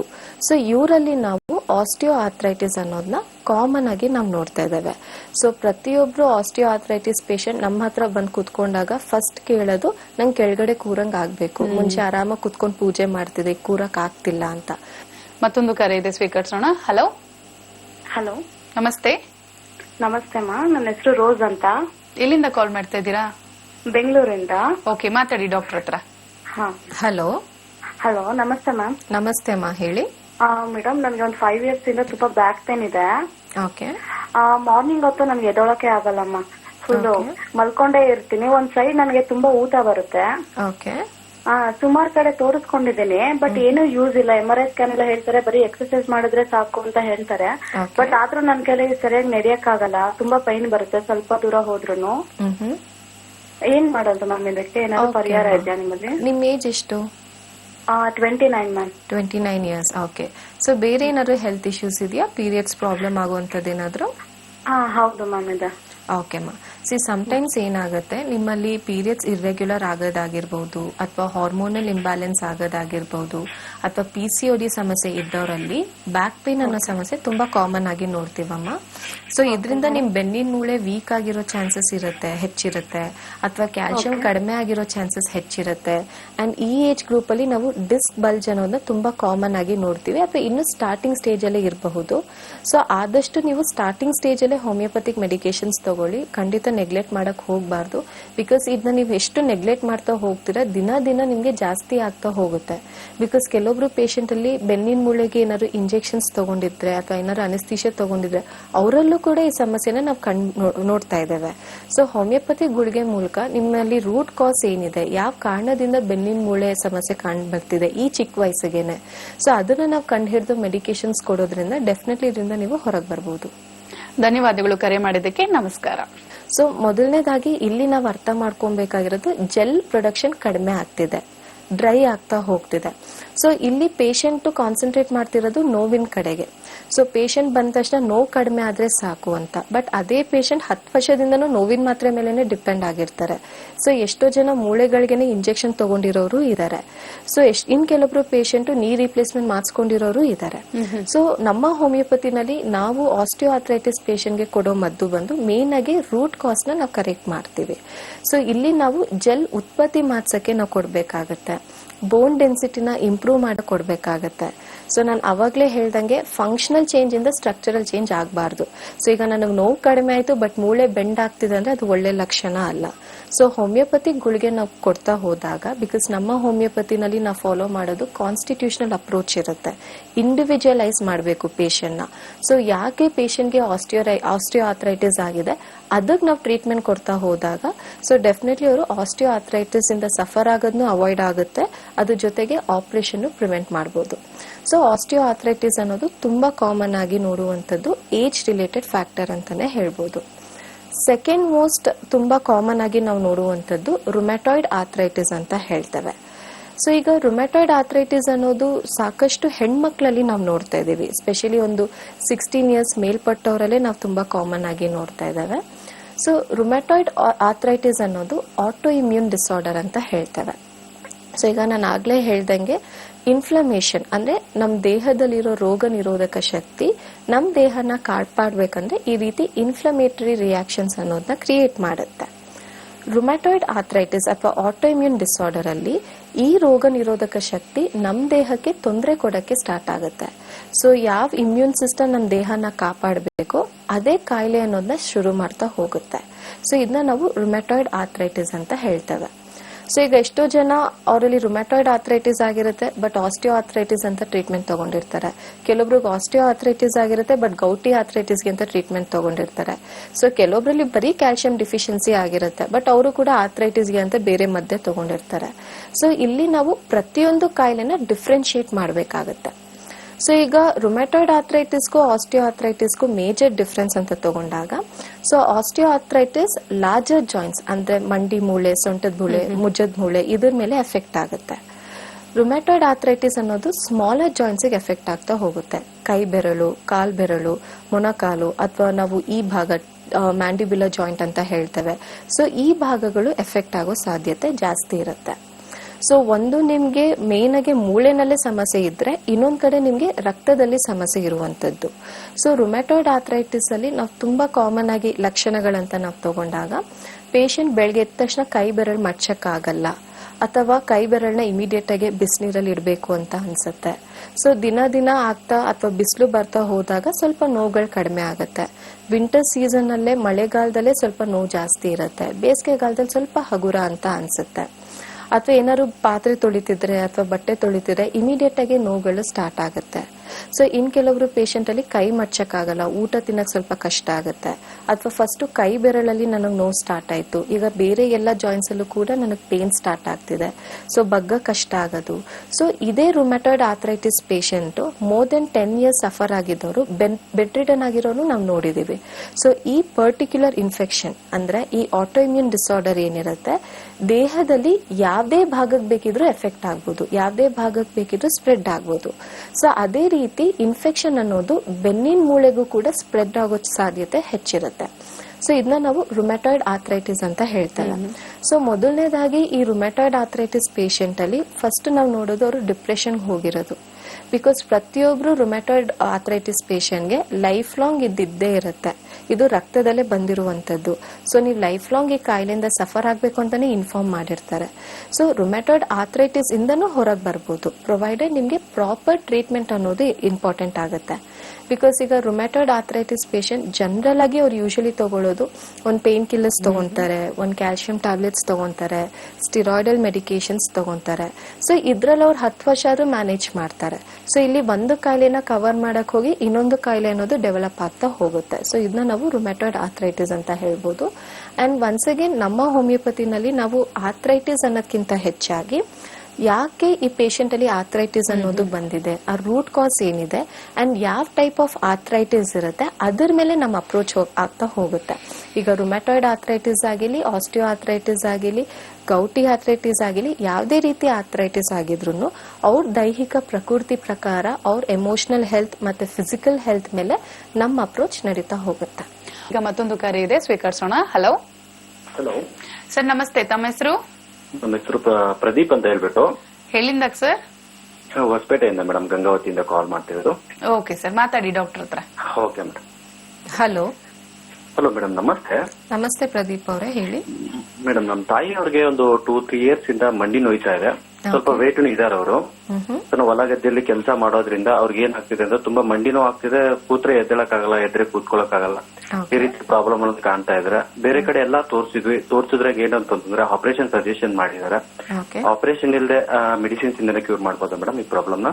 ಖಂಡಿತ ಮಾಡಬಹುದು. ಸೊ ಮೊದಲನೇದಾಗಿ ಅವರಲ್ಲಿ ಎಷ್ಟು ಪ್ರಮಾಣದಲ್ಲಿ ಈ ಮೂಳೆ ಸವಿದಿದೆ ಅದನ್ನ ನಾವು ನೋಡ್ಬೇಕಾಗತ್ತೆ. ಬಿಕಾಸ್ ಈ ಮೂಳೆ ಸವಿಯೋದ್ರಲ್ಲಿ 4 ಸ್ಟೇಜ್ಗಳಿರುತ್ತೆ. ಸೊ ಈ ಯಾವ ಸ್ಟೇಜ್ ಅಲ್ಲಿ ಇದಾರೆ ಅದನ್ನು ಇಂಪಾರ್ಟೆಂಟ್. ಬಿಕಾಸ್ 2ನೇ ಸ್ಟೇಜ್ ಅಲ್ಲಿ ಆಗಿದ್ರೆ 3ನೇ ಸ್ಟೇಜ್ ಅಲ್ಲಿ ಆಗಿದ್ರು ಆಪರೇಷನ್ ಅವಶ್ಯಕತೆ ಇರಲ್ಲ. ಇನ್ ಕೇಸ್ ತುಂಬಾ ಜನ ಪೇಷಂಟ್ ಆಪರೇಷನ್ ಮಾಡ್ಸಿರ್ತಾರೆ, ಬಟ್ ಇನ್ನೊಂದು ಜಾಯಿಂಟ್ ಅಲ್ಲೂ ಕೂಡ ಅವರಲ್ಲಿ ಸವಿಯಕ್ ಸ್ಟಾರ್ಟ್ ಆಗುತ್ತೆ. ಸೊ ಒಮ್ಮೆ ಬಂದು ನಮ್ಮ ಹೋಮಿಯೋಪತಿಗೆ ಬಂದು ಭೇಟಿ ಮಾಡಿ, ಸೊ ಅವರಲ್ಲಿ ಪ್ರಾಪರ್ ಆಗಿ ನಾವು ಕೇಸ್ ತಗೊಂಡು ಯಾವ ಕಾರಣದಿಂದ ಆಗ್ತಿದೆ, ಬಿಕಾಸ್ ಅವ್ರ ಏಜ್ ಫ್ಯಾಕ್ಟರು ಅಷ್ಟೇ ಇಂಪಾರ್ಟೆಂಟ್ ಆಗುತ್ತೆ. ಸೊ ಅದ್ರ ಪ್ರಕಾರ ನಾವು ಅವ್ರಿಗೆ ಇಂಡಿವಿಜುವಲಿಸ್ಟಿಕ್ ಕಾನ್ಸ್ಟಿಟ್ಯೂಷನಲ್ ಅಪ್ರೋಚ್ ನಾವು ಟ್ರೀಟ್ಮೆಂಟ್ ಮಾಡ್ತಾ ಹೋದಾಗ ಸೊ ಡೆಫಿನೆಟ್ಲಿ ಅವರು ಈ ಸಮಸ್ಯೆಯಿಂದ ಕಂಪ್ಲೀಟ್ ಆಗಿ ಹೊರಗೆ ಬರ್ಬೋದು. ಸೊ ಈಗ ಅವ್ರು ಏನ್ ಸಫರ್ ಆಗ್ತಿದ್ದಾರೆ ಅದರಲ್ಲಿ ಸಾಕಷ್ಟು ಚೇಂಜಸ್ ಆಗುತ್ತೆ. ಅವ್ರೊಬ್ರ ಮೇಲೆ ಡಿಪೆಂಡ್ ಆಗದಿರಂಗೂ ನಾವು ಹೆಲ್ಪ್ ಮಾಡಬಹುದು. ಅವ್ರ ಕೆಲಸನ ಅವ್ರು ಮಾಡ್ಕೊಳ್ಳೋ ತರ ನಮ್ಮ ಮೆಡಿಸಿನ್ಸ್ ಡೆಫಿನೆಟ್ಲಿ ಸಪೋರ್ಟ್ ಮಾಡ್ತಾ ಹೋಗುತ್ತೆ.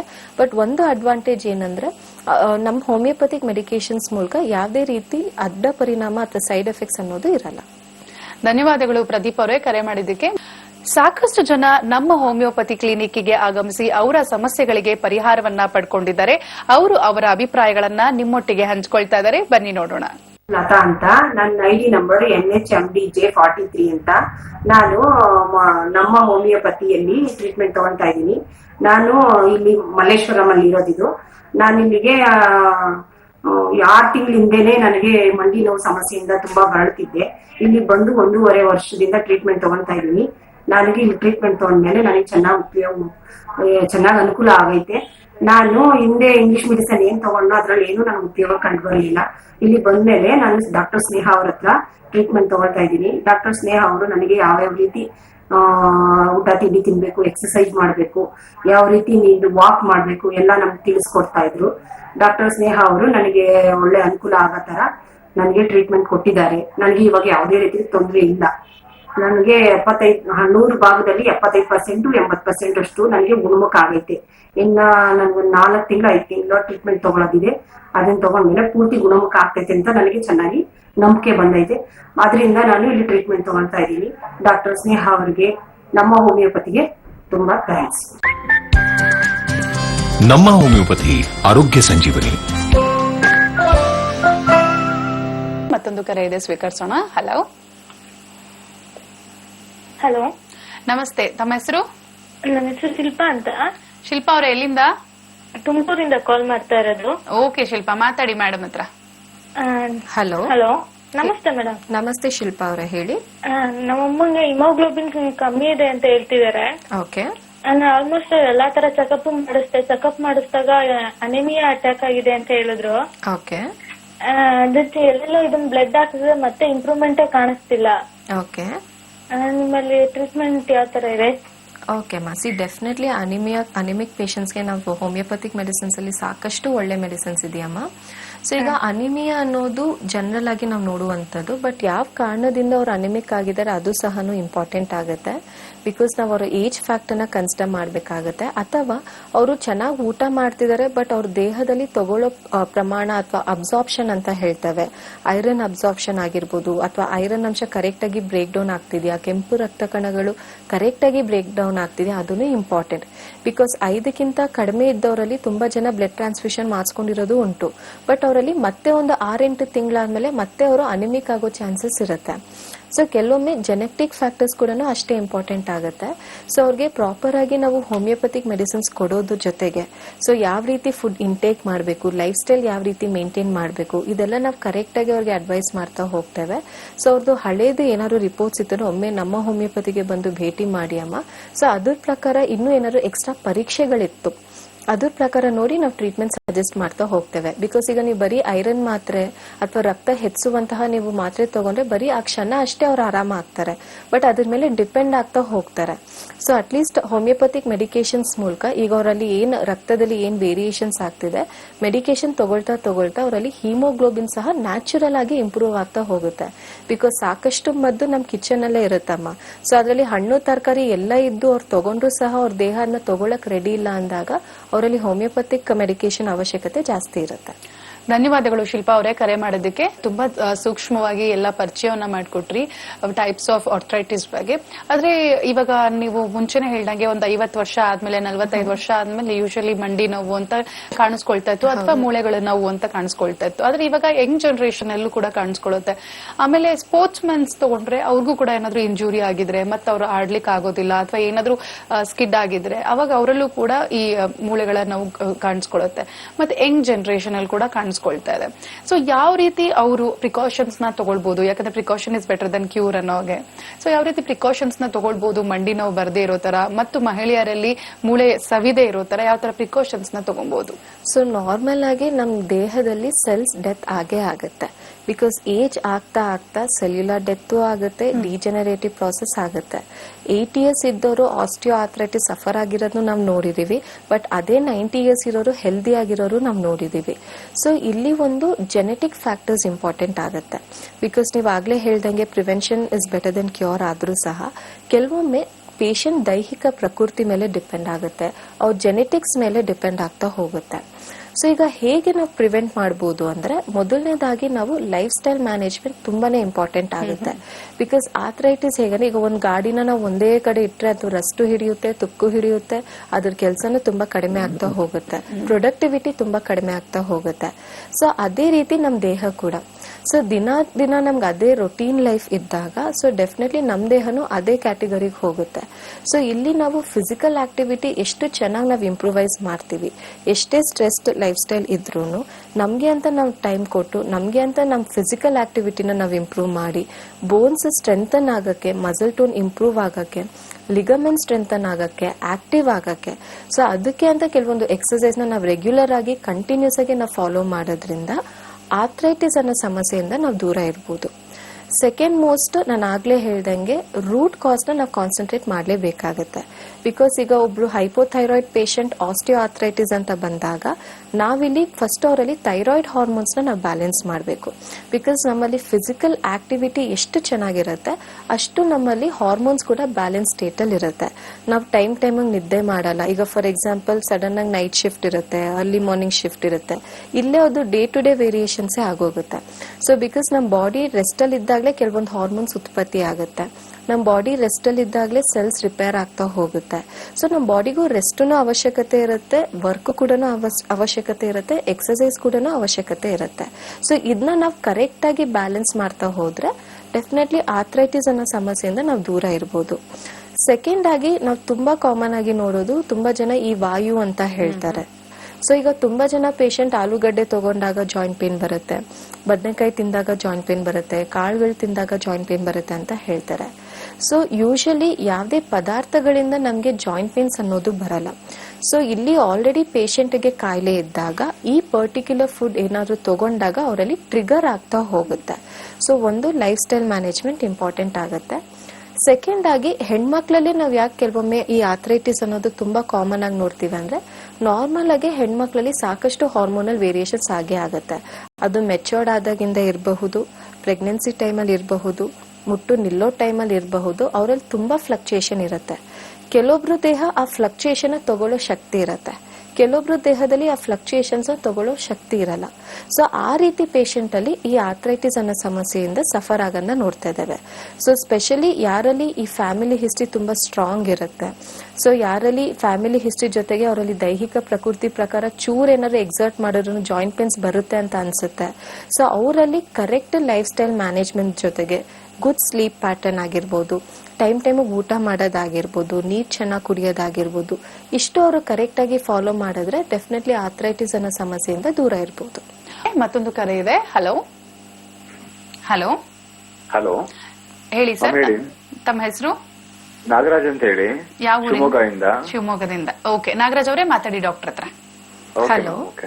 ಹಲೋ ಹೇಳಿ ನಾಗರಾಜ್ ಅವರೇ. ಮ್ಯಾಮ್, ಇದು ನಮ್ಗೆ ತುಂಬಾ ವರ್ಷಗಳಿಂದ ಜಾಯಿಂಟ್ ಪೇನ್ ಇದೆ, ಓಕೆ ಜಾಸ್ತಿ ಕೆಲಸ ಮಾಡ್ಲಿಕ್ಕೆ ಆಗಲ್ಲ. ಓಕೆ ಸುಮಾರು ಅಂದ್ರೆ ಒಂದು 10-15 years ಇಂದ ಪೇನ್ ಜಾಸ್ತಿ ಕಾಣ್ತದೆ. ಓಕೆ ಡಾಕ್ಟರ್ ಸಜೆಷನ್ ಮಾಡ್ತಿದ್ರೆ ಆಪರೇಷನ್ ಮಾಡಿಸ್ಬೇಕಂತ ಹೇಳಿ. ಓಕೆ ಬಿಕಾಸ್ ಯಾಕೆ ಅಂತಂದ್ರೆ ಅದು ಜಾಸ್ತಿ ಪ್ರೆಷರ್ ತಗೊಂಡು ಕೆಲಸ ಮಾಡೋದಕ್ಕೆ. ಅಂಡ್ ಒಂದ್ಸರಿ ಗದ್ದೆಯಲ್ಲಿ ಕೆಲಸ ಮಾಡ್ಬೇಕಾದ್ರೆ ಬಿದ್ದಿದ್ದಕ್ಕೆ ಅದು ಬೋನ್ಸ್ ಕ್ರ್ಯಾಕ್ ಆಗಿದೆ ಅಂತ ಹೇಳ್ತಾ ಇದ್ರು. ಓಕೆ ಸೊ ಅದಕ್ಕೆ ಆಪರೇಷನ್ ಸಜೆಷನ್ ಮಾಡ್ತಾ ಇದ್ರು. ಓಕೆ ಸೊ ಯಾವ ಭಾಗದಲ್ಲಿ ನಿಮ್ಗೆ ಎಫೆಕ್ಟ್ ಆಗಿದೆ? ಈ ಮಂಡಿ ಜಾಯಿಂಟ್ ಇರುತ್ತಲ್ವಾ, ಆ ಮಂಡಿ ಜಾಯಿಂಟ್ joint ಭಾಗದಲ್ಲಿ. ಓಕೆ. ಸೊ ಯೂಶಲಿ ಏನಾದ್ರು ಕ್ರ್ಯಾಕ್ ಆಗಿತ್ತು ಅಥವಾ ಹೇರ್ ಲೈನ್ ಫ್ರಾಕ್ಚರ್ ಆಗಿತ್ತು ಅಂದ್ರೆ ಅದಕ್ಕೆ ಆಪರೇಷನ್ ಅವಶ್ಯಕತೆ ಇರಲ್ಲ. ಸೊ ಈ ಕ್ರ್ಯಾಕ್ ಏನಿರುತ್ತೆ ಆಟೋಮೆಟಿಕ್ ಆಗಿ ಒಂದು 3-4 ಮಂತ್ಸ್ ಅಲ್ಲಿ ಕಡಿಮೆ ಆಗ್ತಾ ಹೋಗುತ್ತೆ. ಬಟ್ ಯಾರಲ್ಲಿ ಏನಾದ್ರು ಬಿದ್ದಿದ್ರೆ ಅಥವಾ ಆಕ್ಸಿಡೆಂಟ್ಸ್ ಆಗಿರ್ಬೋದು ಅಥವಾ ತುಂಬಾ ತೂಕ ಎತ್ತಿ ಕೆಲಸ ಮಾಡೋರಲ್ಲಿ ಆಗಿರ್ಬೋದು, ಸೊ ಇವರಲ್ಲಿ ನಾವು ಮೂಳೆ ಸವಿಯನ್ನ ನೋಡ್ತೇವೆ. ಸೊ ಮೊದಲನೇದಾಗಿ ನಾವು ನೋಡ್ಬೇಕಾಗಿರೋದು ನಿಮ್ಮಲ್ಲಿ ಬರೀ ಆ ಕ್ರ್ಯಾಕ್ ಅಷ್ಟೇ ಆಗಿದ್ಯಾ ಅಥವಾ ಲಿಗಮೆಂಟ್ ಏನಾದ್ರು ಇಂಜುರಿ ಆಗಿದೆಯಾ ಅಥವಾ ಕಂಪ್ಲೀಟ್ ಆಗಿ ನಿಮ್ಮಲ್ಲಿ ಜೆಲ್ ಡ್ರೈ ಆಗ್ತಿದ್ಯಾ, ಇಷ್ಟು ನಾವು ಗಮನಿಸಬೇಕಾಗತ್ತೆ. ಅಥವಾ ನಿಮ್ಮಲ್ಲಿ ಕ್ಯಾಲ್ಸಿಯಂ ಲೆವೆಲ್ಸ್ ಕಡಿಮೆ ಇದೆಯಾ ಅದನ್ನು ಕೂಡ ಗಮನಿಸಬೇಕಾಗತ್ತೆ. ಸೊ ಡೆಫಿನೆಟ್ಲಿ ನೀವು ಸರ್ಜರಿನೂ ಅವಾಯ್ಡ್ ಮಾಡಬಹುದು. ಸೊ ನಮ್ಮ ಹೋಮಿಯೋಪತಿಗೆ ಬಂದು ಭೇಟಿ ಮಾಡಿ, ಶಿವಮೊಗ್ಗದಲ್ಲೂ ಕೂಡ ನಮ್ಮ ಬ್ರಾಂಚ್ ಇದೆ. ಸೊ ಹೋಮಿಯೋಪತಿ ಗುಳಿಗೆ ಮೂಲಕ ನಿಮ್ಮಲ್ಲಿ ಏನ್ ಸಮಸ್ಯೆ ಉಂಟಾಗ್ತಿದೆ, ಆ ಲಕ್ಷಣಗಳಾಗಿರ್ಬೋದು, ಆ ಕಾಯಿಲೆ ಆಗಿರ್ಬೋದು, ರಿಪೋರ್ಟ್ಸ್ ಅಲ್ಲಿ ವೇರಿಯೇಷನ್ಸ್ ಆಗಿರ್ಬೋದು, ಸೊ ಡೆಫಿನೆಟ್ಲಿ ಹೋಮಿಯೋಪತಿಕ್ ಮೆಡಿಸಿನ್ಸ್ ಮೂಲಕ ನೀವು ಸಫರ್ ಆಗ್ತಿರೋದನ್ನು ಕಡಿಮೆ ಮಾಡ್ತಾ ಹೋಗ್ಬೋದು. ಅಂಡ್ ನಿಮ್ ರಿಪೋರ್ಟ್ಸ್ ಅಲ್ಲೂ ಕೂಡ ಸಾಕಷ್ಟು ಬದಲಾವಣೆ ಕಂಡುಬರುತ್ತೆ. ಧನ್ಯವಾದಗಳು ಕರೆ ಮಾಡಿದ್ದಕ್ಕೆ. ಆರ್ಥ್ರೈಟಿಸ್ ಇಂದ ಯಾವ ರೀತಿ ನಾವು ಪ್ರಿಕಾಷನ್ಸ್ ನ ತಗೊಳ್ಬಹುದು ಅನ್ನೋದನ್ನ ನೀವು ತಿಳಿಸ್ಕೊಟ್ರಿ. ಮತ್ತು ನಮ್ಮ ಹೋಮಿಯೋಪತಿ ಕ್ಲಿನಿಕ್ ನಲ್ಲಿ ಯಾವ ರೀತಿ ಆರ್ಥ್ರೈಟಿಸ್ಗೆ ನೀವು ಟ್ರೀಟ್ಮೆಂಟ್ ಅನ್ನ ಕೊಡ್ತೀರಾ?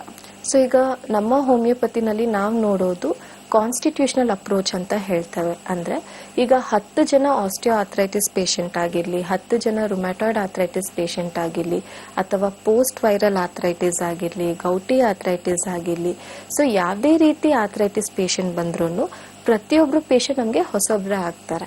ಸೊ ಈಗ ಪ್ರತಿಯೊಬ್ರು ಪೇಷಂಟ್ ಅಲ್ಲಿ ಕಾಯಿಲೆ ಒಂದೇ ಇದ್ದಾಗ ಲಕ್ಷಣಗಳು ಸೇಮ್ ಇರುತ್ತೆ. ಸೊ ಅದೇ ಜಾಯಿಂಟ್ ಪೇನ್ ಇರಬಹುದು, ಅವ್ರಿಗೆ ಕುತ್ಕೊಳಕ್ ಆಗದೆ ಇರಬಹುದು, ಕಟ್ ಅಂತ ಕ್ರೆಪಿಟಸ್ ಅಂತ ಹೇಳ್ತೇವೆ, ಅದೇ ಶಬ್ದಗಳು ಬರೋದಾಗಿರ್ಬಹುದು, ಅಥವಾ ಬೆಳಗ್ಗೆ ಎದ್ದ ತಕ್ಷಣ ಕೈ ಮಚ್ಚಕ್ ಕಷ್ಟ ಆಗೋದಾಗಿರ್ಬಹುದು, ಈ ನಾನ್ ವೆಜ್ ತಿಂದಾಗ ಬೆರಳು ಊತಗಳಾಗೋದಿರಬಹುದು, ಅಥವಾ ವೈರಲ್ ಫೀವರ್ ಬಂದಾದ್ಮೇಲೆ ಅವರಲ್ಲಿ ಜಾಯಿಂಟ್ ಪೇನ್ ಬರೋದಾಗಿರಬಹುದು. ಸೊ ಪ್ರತಿಯೊಬ್ಬರಲ್ಲೂ ಯಾವುದೇ ರೀತಿ ಲಕ್ಷಣಗಳಿದ್ರು ಆರ್ಥ್ರೈಟಿಸ್ ಅಂದಾಗ ಸೇಮ್ ಲಕ್ಷಣ ಇರುತ್ತೆ. ಬಟ್ ಪ್ರತಿಯೊಬ್ರು ದೇಹ ಸೂಕ್ಷ್ಮತೆ ವೇರಿ ಆಗ್ತಾ ಹೋಗುತ್ತೆ. ಸೊ ನಮ್ಮ ಹೋಮಿಯೋಪತಿನಲ್ಲಿ ನಾವು ಪ್ರತಿಯೊಬ್ರು ಪೇಷಂಟ್ಗೂ ಅವ್ರಿಗೆ ಆದ ನಾವು ಟೈಮ್ ಕೊಡ್ತಾ ಹೋಗ್ತೇವೆ. ಬಿಕಾಸ್ ತುಂಬಾ ಜನ ಪೇಷಂಟ್ ಹೇಳೋದು, ಈಗ ನಮ್ಗೆ ಜಾಯಿಂಟ್ ಪೇನ್ ಅಂತ ಅಂದಾಗ ಒಂದು 10 ಮಾತ್ರೆ ನಾವು ತಗೊಂತೀವಿ, ಮತ್ತೆ ನೆಕ್ಸ್ಟ್ ಟೈಮ್ ಅದೇ ಜಾಯಿಂಟ್ ಪೇನ್ ಅಂದಾಗ ಮತ್ತೆ ಅದೇ ಮಾತ್ರೆ ರಿಪೀಟ್ ಆಗುತ್ತೆ, ಸ್ವಲ್ಪ ಅಲ್ಲಿ ಇಲ್ಲಿ ಡೋಸೇಜಸ್ ಚೇಂಜ್ ಆಗುತ್ತೆ. ಸೊ 5 ವರ್ಷ 10 ವರ್ಷ ನಾವು ಅದೇ ಮಾತ್ರೆ ತಗೊಂತಾ ಇದೀವಿ ಅಂತ ಹೇಳ್ತಾರೆ. ಸೊ ನಮ್ಮ ಹೋಮಿಯೋಪತಿನಲ್ಲಿ ಹಾಗಿರಲ್ಲ. ಸೊ ಪ್ರತಿಯೊಬ್ರು ಪೇಷಂಟ್ಗೂ ನಾವು ಎಷ್ಟು ಟೈಮ್ ಕೊಡ್ತಾ ಹೋಗ್ತೇವೆ, ಅವನ್ನ ಕಂಪ್ಲೀಟ್ ಆಗಿ ಅನಲೈಸ್ ಮಾಡಿ, ಪ್ರಾಪರ್ ಆಗಿ ಡಯಾಗ್ನೋಸ್ ಮಾಡಿ, ಅವ್ರ ದೇಹಕ್ಕೆ ಏನ್ ಅವಶ್ಯಕತೆ ಇರುತ್ತೆ, ಅವ್ರ ಕಾಯಿಲೆಗೆ ರೂಟ್ ಕಾಸ್ ಏನಿರುತ್ತೆ, ಅದಕ್ಕೆ ನಾವು ಅವ್ರಿಗೆ ಗುಳಿಗೆಗಳನ್ನ ಕೊಡ್ತಾ ಹೋದಾಗ, ಮೆಡಿಸಿನ್ಸ್ ಕೊಡ್ತಾ ಹೋದಾಗ, ಸೊ ಡೆಫಿನೆಟ್ಲಿ ಆರ್ಥ್ರೈಟಿಸ್ ಅಂದ ಏನಿರುತ್ತೆ ಈ ಕಡೆ ನೋವು ಸಹನು ಕಡಿಮೆ ಆಗ್ತಾ ಹೋಗುತ್ತೆ. ಅಂಡ್ ಎಷ್ಟೊಂದ್ ಸತಿ ಅವ್ರ ರಿಪೋರ್ಟ್ಸ್ ಅಲ್ಲೂ ಕೂಡ ಪಾಸಿಟಿವ್ ಬಂದಿರೋದು, ನೆಗೆಟಿವ್ ಆಗಿರೋದು ಉಂಟು. ಕೆಲವೊಬ್ಬರಲ್ಲಿ RA ಫ್ಯಾಕ್ಟರ್ ಪಾಸಿಟಿವ್ ಬಂದಿರೋದು, ನಮ್ಮಲ್ಲಿ ನೆಗೆಟಿವ್ ಸಹ ಆಗಿರುತ್ತೆ. ಸೊ ಅವರಿಗೆ ನಾವು ಪ್ರಾಪರ್ ಅಪ್ರೋಚ್, ಪ್ರಾಪರ್ ಟೈಮ್ ಮತ್ತೆ ಪ್ರಾಪರ್ ಮೆಡಿಕೇಶನ್ ಕೊಡ್ತಾ ಹೋದಾಗ ರೂಟ್ ಕಾಸ್ ಇಂದ ಆ ಕಾಯಿಲೆನ ಕಂಪ್ಲೀಟ್ಲಿ ಸರಿ ಮಾಡಬಹುದು. ಈಗ ಮತ್ತೊಂದು ಕರೆ ಇದೆ, ಸ್ವೀಕರಿಸೋಣ. ಹಲೋ. ಹಲೋ, ನಮಸ್ತೆ ಸರ್, ತಮ್ಮ ಹೆಸರು? ನಮಸ್ತೆ ಮೇಡಮ್, ನನ್ನ ಹೆಸರು ಗಂಗಾಧರ ಅಂತ ಮಾತಾಡ್ತಿರೋದು, ಹಾಸನಿಂದ. ಓಕೆ, ಮಾತಾಡಿ ಡಾಕ್ಟರ್ ಹತ್ರ. ಕೊಡಿ ಮೇಡಮ್, ಕೊಡಿ.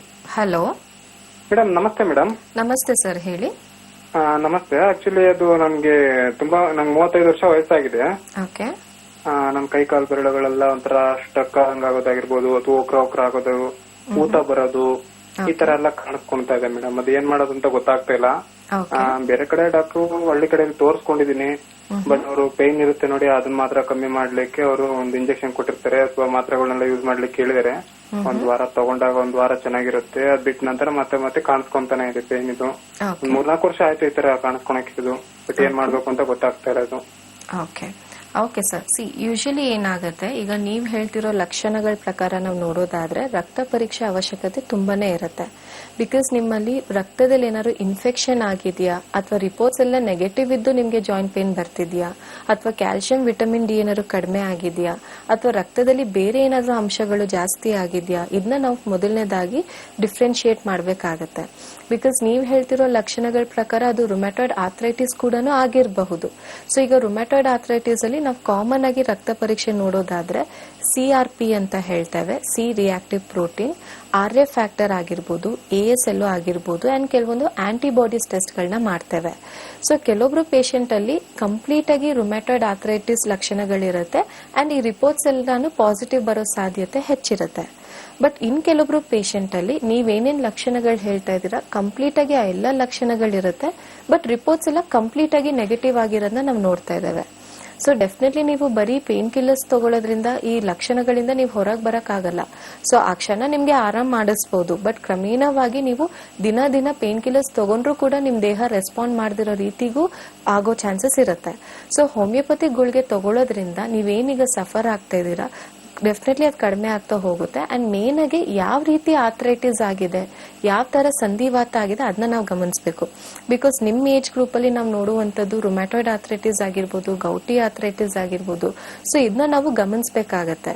ಸೊ ಇಲ್ಲಿ ನಾನು ನಿಮ್ಗೆ ಪ್ರಾಪರ್ ಆಗಿ ಡಯಾಗ್ನೋಸ್ ಮಾಡಿ ಅಂಡ್ ನೀವೇನ್ ಲಕ್ಷಣಗಳು ಹೇಳ್ತಾ ಇದೀರಾ ಅದ್ರ ತಕ್ಕನಂಗೆ ನಾವು ನಿಮ್ಗೆ ಟ್ರೀಟ್ಮೆಂಟ್ ಕೊಡ್ತಾ ಹೋದಾಗ ಡೆಫಿನೆಟ್ಲಿ ಈ ಸಮಸ್ಯೆಯಿಂದ ಕಂಪ್ಲೀಟ್ ಆಗಿ ಹೊರಗೆ ಬರ್ಬೋದು. ಧನ್ಯವಾದಗಳು ಸರ್ ಕರೆ ಮಾಡಿದ್ದಕ್ಕೆ. ಇನ್ನು ಸಾಕಷ್ಟು ಜನರಿಗೆ ಸ್ವಲ್ಪ ಕತ್ತು ನೋವಿದೆ, ಸ್ವಲ್ಪ ಸೊಂಟ ನೋವಿದೆ ಅಂತ ಹೇಳ್ತಾ ಇರ್ತಾರೆ. ಇನ್ನು ಆಂಕಲ್ ಅಲ್ಲಿ ಆ ಕ್ರಾಕಿಂಗ್ ಸೌಂಡ್ ಬರ್ತಾ ಇರುತ್ತೆ, ಈ ಎಲ್ಲದ್ರ ಬಗ್ಗೆ ಏನ್ ಹೇಳ್ತೀರಾ? ಸೊ ಈಗ ಕತ್ತು ನೋವಾಗಿರ್ಬೋದು ಅಥವಾ ಸೊಂಟದ ನೋವಾಗಿರ್ಬೋದು, ಬ್ಯಾಕ್ ಪೇನ್ಸ್ ಆಗಿರ್ಬೋದು. ಸೊ ಕೆಲವೊಬ್ರಲ್ಲಿ ಇದು ರಾಂಗ್ ಪೋಸ್ಚರ್ ಇಂದನೂ ಆಗೋ ಚಾನ್ಸಸ್ ಇರುತ್ತೆ. ಈಗ ಕಂಟಿನ್ಯೂಸ್ ಆಗಿ ಸಿಸ್ಟಮ್ ಮುಂದೆ ಕೂತಾಗ ಅವ್ರ ಪೋಸ್ಚರ್ ಕಂಪ್ಲೀಟ್ಲಿ ಚೇಂಜ್ ಆಗುತ್ತೆ. ಸೊ ತುಂಬಾ ಜನ ಸ್ಟ್ರೈಟ್ ಆಗಿ ಕುತ್ಕೊಳ್ಳಲ್ಲ. ಸೊ ಅಥವಾ ಈ ಡ್ರೈವಿಂಗ್ ಕೆಲಸ ಮಾಡೋರಾಗಿರ್ಬೋದು. ಸೊ ಅವರಲ್ಲೂ ಕೂಡ ಅವರು ಕಂಟಿನ್ಯೂಸ್ ಆಗಿ ತುಂಬಾ ದೂರ ಟ್ರಾವೆಲ್ ಮಾಡಿದಾಗ ಈ ಮಸಲ್ಸ್ ಅಲ್ಲಿ ನಾವು ಸ್ಟ್ರೈನ್ ಆಗೋದನ್ನ ನಾವು ನೋಡ್ತೇವೆ, ಸ್ಪ್ಯಾಸಮ್ ಆಗೋದನ್ನ ನಾವು ನೋಡ್ತೇವೆ. ಸೊ ಈಗ ಕತ್ತು ನೋವಾಗಿರ್ಬೋದು ಅಥವಾ ಸೊಂಟ ಭಾಗದಲ್ಲಿ ನೋವಾಗಿರ್ಬೋದು ಅಥವಾ ಕೆಲ ಬೆನ್ನಿನ ಭಾಗದಲ್ಲಿ ನೋವಾಗೋದಾಗಿರ್ಬೋದು. ಸೊ ಈ ನೋವುಗಳಲ್ಲೂ ಕೂಡ ಸಾಕಷ್ಟು ಕಾರಣಗಳಿರುತ್ತೆ. ಸೊ ಒಂದು ನಮ್ಗೆ ಬೆನ್ನಿನ ಮೂಳೆನಲ್ಲೇ ಸಮಸ್ಯೆ ಇರುವಂತದ್ದು, ಅಥವಾ ಡಿಸ್ಕ್ ನಲ್ಲೇ ಸಮಸ್ಯೆ ಇರುವಂತದ್ದು, ಅಥವಾ ನರಗಳಲ್ಲಿ ಸಮಸ್ಯೆ ಇರುವಂತದ್ದು, ಅಥವಾ ಮಾಂಸಖಂಡಗಳಲ್ಲಿ ಸಮಸ್ಯೆ ಇರುವಂತದ್ದು. ಈಗ ಎಷ್ಟೋ ಜನ ಜಿಮ್ಗೆ ಹೋಗ್ತಾರೆ, ಸಡನ್ ಆಗಿ ವೆಯ್ಟ್ ಲಿಫ್ಟ್ ಮಾಡ್ತಾರೆ, ಅಲ್ಲಿ ಮಸಲ್ ಕ್ಯಾಚ್ ಆಗಿರುತ್ತೆ. ಸೊ ಇಲ್ಲಿ ಮಸಲ್ ಸ್ಪ್ಯಾಸಮ್ ಆಗಿರೋ ಚಾನ್ಸಸ್ ಇರುತ್ತೆ. ಒನ್ಸ್ ಅವ್ರಿಗೆ ಮಸಲ್ ಸ್ಪ್ಯಾಸಮ್ ಆಯ್ತು ಅಂದ್ರೆ 1 ವೀಕ್ ಆದ್ರೂ ಅದು ಕಡಿಮೆ ಆಗಲ್ಲ. ಕಂಟಿನ್ಯೂಸ್ ಆಗಿ ಅವ್ರಿಗೆ ರಿಪೀಟೆಡ್ ಆಗಿ ಮಸಲ್ ಸ್ಪ್ಯಾಸಮ್ ಆಗ್ತಾ ಹೋಗುತ್ತೆ. ಸೊ ಇದರಿಂದನೂ ಅವರಲ್ಲಿ ಬ್ಯಾಕ್ ಪೇನ್ ಅನ್ನೋದನ್ನ ನಾವು ಕಾಮನ್ ಆಗಿ ನೋಡ್ತಾ ಇದ್ದೇವೆ. ಸೆಕೆಂಡ್ ಆಗಿ ನಾವು ನೋಡುವಂತದ್ದು ಸ್ಪಾಂಡಿಲೋಸಿಸ್ ಅಂತ ಹೇಳ್ಬೋದು.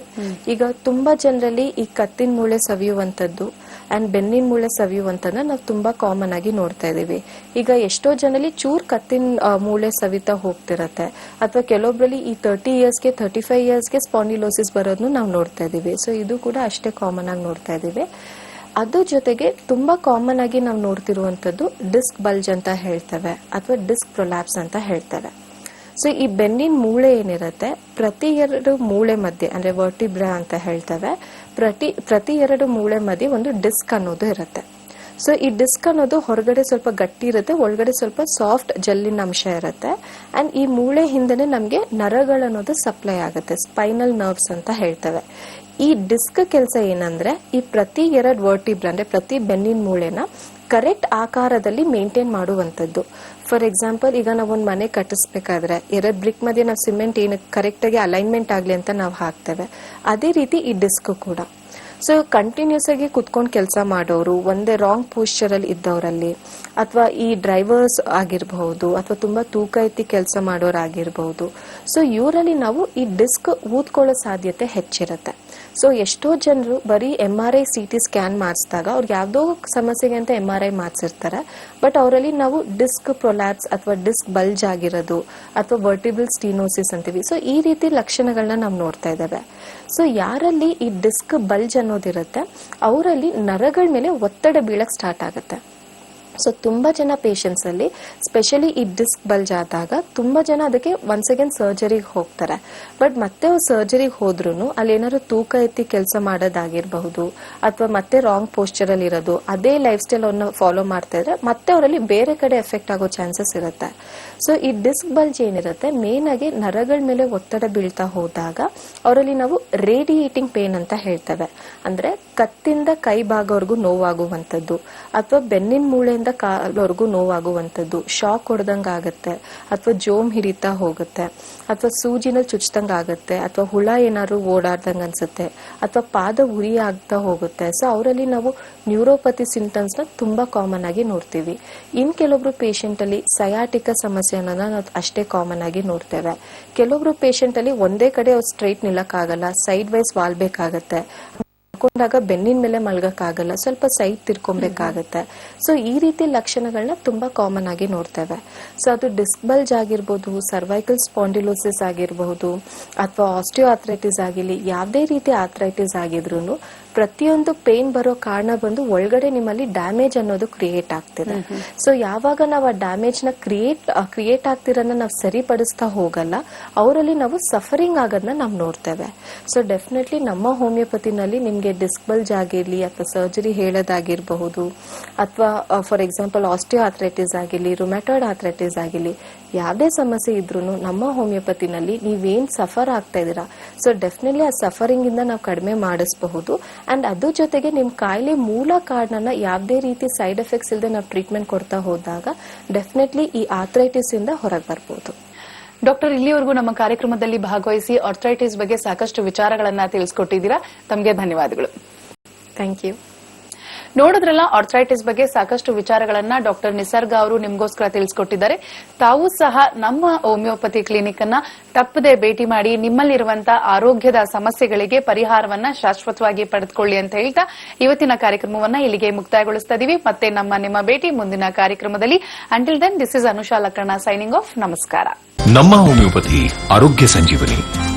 ನಮಸ್ಕಾರ ವೀಕ್ಷಕರೇ, ನಾನು ಡಾಕ್ಟರ್ ಮಂಜುನಾಥ್, ನಮ್ಮ ಹೋಮಿಯೋಪತಿ ವತಿಯಿಂದ. ಇವತ್ತಿನ ವಿಷಯ ಬಂದು ವೆರಿಕೋಸ್ ವೇನ್ಸ್ ಅಂತ ಹೇಳ್ತೀವಿ. ಸೊ ನಮ್ಮ ದೇಹದಲ್ಲಿ ಕಾಲಿನ ರಕ್ತನಾಳಗಳಲ್ಲಿ ಯಾವಾಗ ರಕ್ತ ಸಂಚಾರ ಅನ್ನೋದು ಕಡಿಮೆ ಆಗತ್ತೆ, ಸೊ ಆಗ ರಕ್ತನಾಳಗಳು ಊತಕ್ಕೆ ಒಳಗಾಗತ್ತೆ, ಉಬ್ಬುವಿಕೆಗೆ ಒಳಗಾಗತ್ತೆ. ಸೊ ಇದೇ ಕಂಡೀಷನ್ ನಾವು ವೆರಿಕೋಸ್ ವೇನ್ಸ್ ಅಥವಾ ಉಬ್ಬಿದ ರಕ್ತನಾಳಗಳಂತ ಹೇಳಿ ಕರಿಬಹುದು. ಸೊ ಇದಕ್ಕೆ ಮುಖ್ಯವಾದ ಕಾರಣ ಅಂತ ಹೇಳಿದ್ರೆ ನಮ್ಮ ಆಕ್ಯುಪೇಷನಲ್ ಅಜಾರ್ಟ್ಸ್ ಅಂತ ಹೇಳ್ಬೋದು. So for example prolonged standing for long time, so ಆಗ ರಕ್ತನಾಳಗಳ ಊತ ಕಾಣಿಸ್ತಾ ಬರ್ತಾ ಇರುತ್ತೆ. ಸೊ ಇದರಿಂದ ಆ ಭಾಗದ ಚರ್ಮ ಕೂಡ ಕಪ್ಪಾಗಕ್ಕೆ ಸ್ಟಾರ್ಟ್ ಆಗುತ್ತೆ. ಲಕ್ಷಣವಾಗಿ ನಾವು ನೋಡುವಂತದ್ದೇ ಕಾಲು ಉರಿ ಆಗುವಂತದ್ದು, ಕಾಲಿನಲ್ಲಿ ನೋವು ಕಾಣಿಸ್ ಬರುವಂತದ್ದು, ಆ ನೋವಿನ ಜೊತೆಗೆ ಭಾರ ಅಂತ ಹೇಳ್ತೀವಿ, ಹೆವಿನೆಸ್ ಅಂತ ಹೇಳ್ತೀವಿ, ಈ ರೀತಿಯ ಲಕ್ಷಣಗಳು ಕಂಡು ಬರುತ್ತೆ. ಸೊ ಇಚ್ಚಿಂಗ್ ಕಂಡು ಬರ್ತಾ ಹೋಗ್ತಾ ಇರುತ್ತೆ. ತುಂಬಾ ಜನ ಈ ರೀತಿಯ ಸಮಸ್ಯೆಯಿಂದ ಬಳಲ್ತಾ ಇರೋರು ಶಸ್ತ್ರಚಿಕಿತ್ಸೆಯ ಮೊರೆ ಹೋಗ್ತಾರೆ. ಸೊ ಹೋಮಿಯೋಪತಿಕಲಿ ನಾವು ನೋಡುವಂತದ್ದು ಸೊ ಜೆನೆಟಿಕ್ ಕಾನ್ಸ್ಟಿಟ್ಯೂಷನ್ ಮೆಡಿಕೇಶನ್ಸ್ ಅಂತ ಹೇಳಿ ಕರಿತೇವೆ. ಸೊ ಖಂಡಿತ ದೇಹದಲ್ಲಿ ರಕ್ತ ಸಂಚಾರ ಅನ್ನೋದು ಹೆಚ್ಚಾಗುತ್ತೆ. ಸೊ ಜೊತೆಗೆ ರಕ್ತನಾಳಗಳ ಶಕ್ತಿ ಇಂಪ್ರೂವ್ಮೆಂಟ್ಸ್ ಆಗ್ತಾ ಬರ್ತಾ ಇರುತ್ತೆ. ಸೊ ಅದರಿಂದ ಶಾಶ್ವತ ಪರಿಹಾರ ಕೊಡೋದಕ್ಕೆ ಮತ್ತೆ ಒಂದು ಸರಿ ಅದು ಆರಾಮ ಆಗಕ್ಕೆ ಸ್ಟಾರ್ಟ್ ಆಯ್ತು ಅಂದ್ರೆ ಮುಂದೆ ಯಾವುದೇ ರೀತಿ ಸಮಸ್ಯೆ ಬರ್ದೇ ಇರಂಗೆ ಹೋಮಿಯೋಪತಿಕ್ ಮಾತ್ರೆಗಳು ನೋಡ್ಕೊಳ್ತಾ ಬರುತ್ತೆ. ಒಂದು ಜನರಲ್ ಸಲಹೆಗಳನ್ನ ಕೊಡಬೇಕು ಅಂತ ಹೇಳಿದ್ರೆ ತುಂಬಾ ಹೊತ್ತು ಒಂದೇ ಜಾಗದಲ್ಲಿ ನಿಂತ್ಕೊಂಡು ಕೆಲಸ ಮಾಡೋದನ್ನ ಅವಾಯ್ಡ್ ಮಾಡ್ತಾ ಬರಬೇಕಾಗತ್ತೆ. ತುಂಬಾ ಏನಾದ್ರು ತೂಕ ಹೆಚ್ಚಾಗ್ತಾ ಇದ್ರೆ ಅದನ್ನ ಡಿಸಿಪ್ಲಿನರಿ ಡಯಟ್ ಮತ್ತೆ ವಾಕಿಂಗ್ ಮಾಡಿ ಕಡಿಮೆ ಮಾಡ್ಕೊಳ್ಳುವಂತದ್ದಾಗಿರ್ಬೋದು. ಸೊ ಇದರ ಜೊತೆಗೆ ಹೋಮಿಯೋಪತಿಕ್ ಮಾತ್ರೆಗಳು ತಗೊಳ್ಳೋದ್ರಿಂದ ಯಾವುದೇ ರೀತಿ ಸೈಡ್ ಎಫೆಕ್ಟ್ಸ್ ಅನ್ನೋದು ಇರೋದಿಲ್ಲ. ಸೊ ಯಾವುದೇ ರೀತಿ ಸರ್ಜರಿ ಹೋಗೋ ಪೇಷಂಟ್ಸ್ ಕೂಡ ಹೋಮಿಯೋಪತಿಕ್ ಅಲ್ಲಿ ಮಾತ್ರೆಗಳನ್ನ ತಗೊಂಡು ಶಾಶ್ವತ ಪರಿಹಾರನ ಪಡ್ಕೊಂಡಿದ್ದಾರೆ. ವೆರಿಕೋಸ್ ವೇನ್ಸ್ ಅಲ್ಲದೆ ಬೇರೆ ಎಲ್ಲಾ ದೀರ್ಘಕಾಲದ ಆರೋಗ್ಯ ಸಮಸ್ಯೆಗಳಿಗೆ ಯಾವುದೇ ರೀತಿ ಅಡ್ಡ ಪರಿಣಾಮಗಳು ಇಲ್ದಿರೋ ಟ್ಯಾಬ್ಲೆಟ್ಸ್ ನಮ್ಮ ಹೋಮಿಯೋಪತಿಕಲ್ಲಿ ನಾವು ಕೊಡ್ತಾ ಇದ್ದೀವಿ. ಸೊ ಇದರ ಉಪಯೋಗ ಎಲ್ಲ ವೀಕ್ಷಕರು ಪಡ್ಕೊಳ್ಬೇಕು ಅಂತ ಕೇಳ್ಕೊಳ್ತೇನೆ. ನಮಸ್ಕಾರ. ನಮ್ಮ ಹೋಮಿಯೋಪತಿ ಆರೋಗ್ಯ ಸಂಜೀವನಿ. ನಮ್ಮ ಹೋಮಿಯೋಪತಿ ಆರೋಗ್ಯ ಸಂಜೀವನಿ.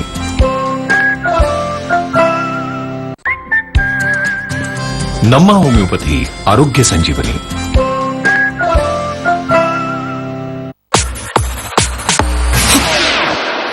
ಕನಸು ಹಾಳಾದ ಮಂಡಿ